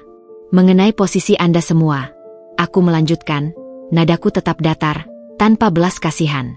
Sesuai perjanjian, Anda berdua, Bapak dan Ibu Wirayudha, akan tetap menjadi bagian dari Dewan Komisaris, namun tanpa hak suara operasional atau keterlibatan dalam pengambilan keputusan harian.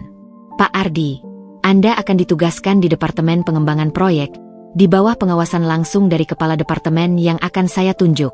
Posisi Anda adalah belajar dari dasar. Aku melihat Ardi tersentak kecil, sebuah ekspresi terkejut di wajahnya, namun ia tidak mengatakan apa-apa. Ia hanya mengangguk pelan, menerima nasibnya. Saya ingin memastikan satu hal, kataku, suaraku sedikit mengeras, penuh penekanan yang tak terbantahkan. Saya tidak akan menolerir intervensi atau campur tangan dalam manajemen. Kita akan bekerja secara profesional, efisien, dan transparan. Fokus kita adalah menyelamatkan perusahaan ini dari keterpurukan dan membawanya ke era baru kesuksesan. Jika ada yang mencoba menghalangi atau berbuat curang, saya tidak akan ragu untuk mengambil tindakan sesuai hukum yang berlaku. Tidak ada ruang untuk permainan lama. Aku mengakhiri perkataanku dengan tatapan tajam, menyorot mereka satu persatu, memastikan pesanku tersampaikan dengan jelas. Mereka hanya bisa mengangguk pasrah, tanda kekalahan mutlak. Pertemuan singkat itu adalah penyerahan kekuasaan yang tak terbantahkan. Singgasana telah berpindah tangan. Aku telah kembali, bukan untuk menghancurkan, tetapi untuk membangun kembali di atas puing-puing, dengan caraku sendiri, dengan visi yang baru. Dan kali ini, tidak ada yang bisa menghentikanku. Kedatanganku di Jakarta sebagai Direktur Utama Amara Property bagaikan badai yang mengamuk di tengah stagnansi yang telah membelenggu perusahaan selama bertahun-tahun. Aku tidak datang untuk beradaptasi dengan sistem lama, melainkan untuk mengubahnya secara fundamental, dari akar hingga pucuk. Hari pertama di kantor, tim manajemen baru yang kubentuk, gabungan dari talenta muda pilihan Bapak Surya dan beberapa profesional yang kuajak dari Paris, termasuk asistenku Rama yang cekatan dan cerdas, langsung bekerja dengan kecepatan penuh. Prioritas utama kami adalah melakukan audit menyeluruh yang transparan dan perombakan struktur perusahaan secara total. Ruang kerjaku, yang dulunya adalah milik Ayah Wirayudha, kini dipenuhi dengan sketsa desain proyek properti baru yang inovatif, diagram alur kerja yang efisien, dan papan visual berisi analisis keuangan yang rumit. Aku bekerja tanpa henti, dari pagi hingga larut malam, seringkali hanya ditemani secangkir kopi hitam dan keheningan kantor yang mulai terbiasa kudengar. Setiap detail laporan keuangan yang kuselami, setiap data proyek mangkrak yang kupelajari, menguak betapa parahnya kerusakan yang ada. Wirayudha Property bukan hanya diambang kebangkrutan, tetapi juga memiliki praktik manajemen yang usang, birokrasi berbelit-belit yang menghambat inovasi, dan bahkan indikasi korupsi di beberapa tingkatan yang sudah mengakar. Keputusan-keputusan sulit mulai kuambil dengan tangan dingin dan hati yang teguh. Aku merampingkan departemen yang tidak efisien, memberhentikan karyawan-karyawan yang terbukti tidak kompeten atau terlibat dalam praktik kotor, dan membatalkan proyek-proyek yang tidak menguntungkan atau tidak sesuai dengan visi baru perusahaan. Tentu saja, langkah-langkah ini menimbulkan gejolak dan resistensi internal. Ada bisik-bisik ketidakpuasan di lorong-lorong kantor, resistensi pasif dari karyawan lama yang merasa terancam, dan tatapan curiga dari beberapa pihak yang mungkin merasa terganggu kepentingannya. Namun, aku tak gentar. Aku memiliki dukungan penuh dari Bapak Surya sebagai penasihat hukum dan Dewan Direksi yang baru, yang semuanya kupercayakan sepenuhnya. Ibu Arini dan Ayah Wirayudha, yang kini hanya berstatus komisaris tanpa kekuatan nyata, terlihat semakin terpuruk dan tak berdaya. Mereka sesekali datang ke kantor, mencoba mengintervensi atau melontarkan kritik pedas, terutama Ibu Arini. "Karina, ini terlalu drastis. Kamu akan menghancurkan apa yang sudah dibangun bertahun-tahun lamanya oleh kakek moyang Ardi," protes Ibu Arini suatu pagi, suaranya melengking tinggi saat aku mengumumkan pembatalan salah satu proyek warisan yang mereka banggakan namun terbukti merugikan. Aku menatapnya dingin, tanpa emosi. "Yang hancur adalah perusahaan ini, Ibu. Saya hanya membersihkan puing-puingnya dan membangun fondasi yang lebih kuat. Dan keputusan ini sudah saya pertimbangkan matang-matang dengan data dan analisis, bukan dengan sentimen." Ayah Wirayudha hanya bisa menghela napas, tak berdaya menengahi. Mereka melihat kekuasaan mereka direnggut, sedikit demi sedikit, di depan mata mereka sendiri, tanpa bisa berbuat apa-apa selain menerima. Bagaimana dengan Ardi? Ia bekerja di Departemen Pengembangan Proyek, di bawah pengawasan ketat manajer yang kutunjuk. Aku jarang berinteraksi langsung dengannya, hanya sebatas urusan pekerjaan yang sangat formal. Ia tampak jauh lebih pendiam dari sebelumnya, sering terlihat murung dan memendam pikirannya sendiri. Sesekali, aku menangkap tatapannya dari jauh, sebuah campuran antara rasa bersalah yang mendalam, penyesalan atas masa lalu, dan mungkin sebuah pengakuan diam-diam atas kehebatanku. Ia tidak lagi mencoba mendekatiku atau berbicara hal pribadi. Ia hanya bekerja, menerima perintah, seolah menjadi bayangan dari dirinya yang dulu berkuasa. Namun, di tengah kesibukan restrukturisasi internal ini, ada bayangan lain yang mulai mengintai dari luar. Pesaing lama Wirayudha Property, terutama sebuah konglomerat properti besar bernama Dharma Realty, mulai menunjukkan pergerakan agresif yang mencurigakan. Mereka rupanya mengetahui kelemahan Wirayudha Property selama ini dan sempat mencoba mengambil alih aset-asetnya saat perusahaan itu diambang kebangkrutan. Kini, dengan kedatanganku dan upaya restrukturisasi yang masif, mereka melihat Amara Property sebagai ancaman baru yang harus dieliminasi. Aku mulai menerima laporan tentang berbagai upaya mereka untuk menyabotase proyek-proyek yang akan kami garap, mulai dari penundaan izin, memfitnah, menyebarkan desas-desus negatif tentang kondisi finansial perusahaan yang masih rentan, hingga mencoba membajak beberapa karyawan kunci kami dengan tawaran yang menggiurkan. Ini adalah pertarungan yang berbeda, bukan lagi tentang emosi pribadi atau drama keluarga, melainkan tentang perang bisnis yang kejam dan tak kenal ampun. Suatu malam, saat aku masih di kantor, menyelesaikan beberapa berkas, Bapak Surya datang dengan ekspresi sangat serius. "Amara, kita harus berhati-hati. Dharma Realty bukan lawan yang main-main. Pemiliknya, Tuan Dharma, adalah pemain lama yang licik. Ia dikenal tidak ragu menggunakan cara kotor untuk mencapai tujuannya." Aku menatap kota Jakarta yang gemerlap di luar jendela. Pantulannya tercermin di kacamataku, seolah kota itu adalah cerminku. "Saya tahu, Pak. Saya tidak akan mundur sejengkal pun. Saya sudah datang sejauh ini, melewati begitu banyak rintangan. Biarkan mereka mencoba. Mereka belum tahu siapa yang sedang mereka hadapi sekarang." Badai restrukturisasi di dalam perusahaan berpadu dengan badai persaingan di luar. Aku menyambutnya. Kali ini, aku tidak sendirian. Aku memiliki tim yang solid, visi yang jelas, dan yang paling penting, pengalaman dari masa lalu yang telah membentukku menjadi Amara yang tak terkalahkan. Aku siap untuk pertarungan ini. Setahun kemudian, Amara Property bangkit dari keterpurukan.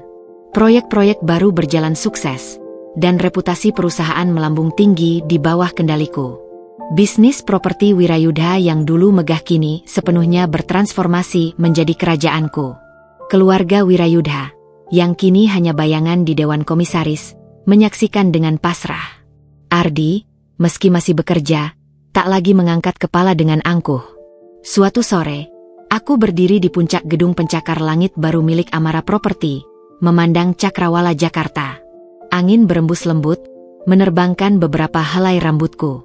Bukan dendam yang kurasakan, melainkan sebuah kepuasan mendalam. Aku tidak hanya menyelamatkan sebuah perusahaan, tetapi juga menyelamatkan diriku sendiri. Aku tersenyum. Bukan senyum pura-pura, bukan senyum sinis. Ini adalah senyum sejati, senyum kemenangan seorang wanita yang telah menemukan kekuatannya sendiri, membangun impiannya dari nol, dan akhirnya benar-benar bebas. Masa lalu telah menjadi fondasi, bukan belenggu. Aku, Amara, adalah arsitek takdirku sendiri.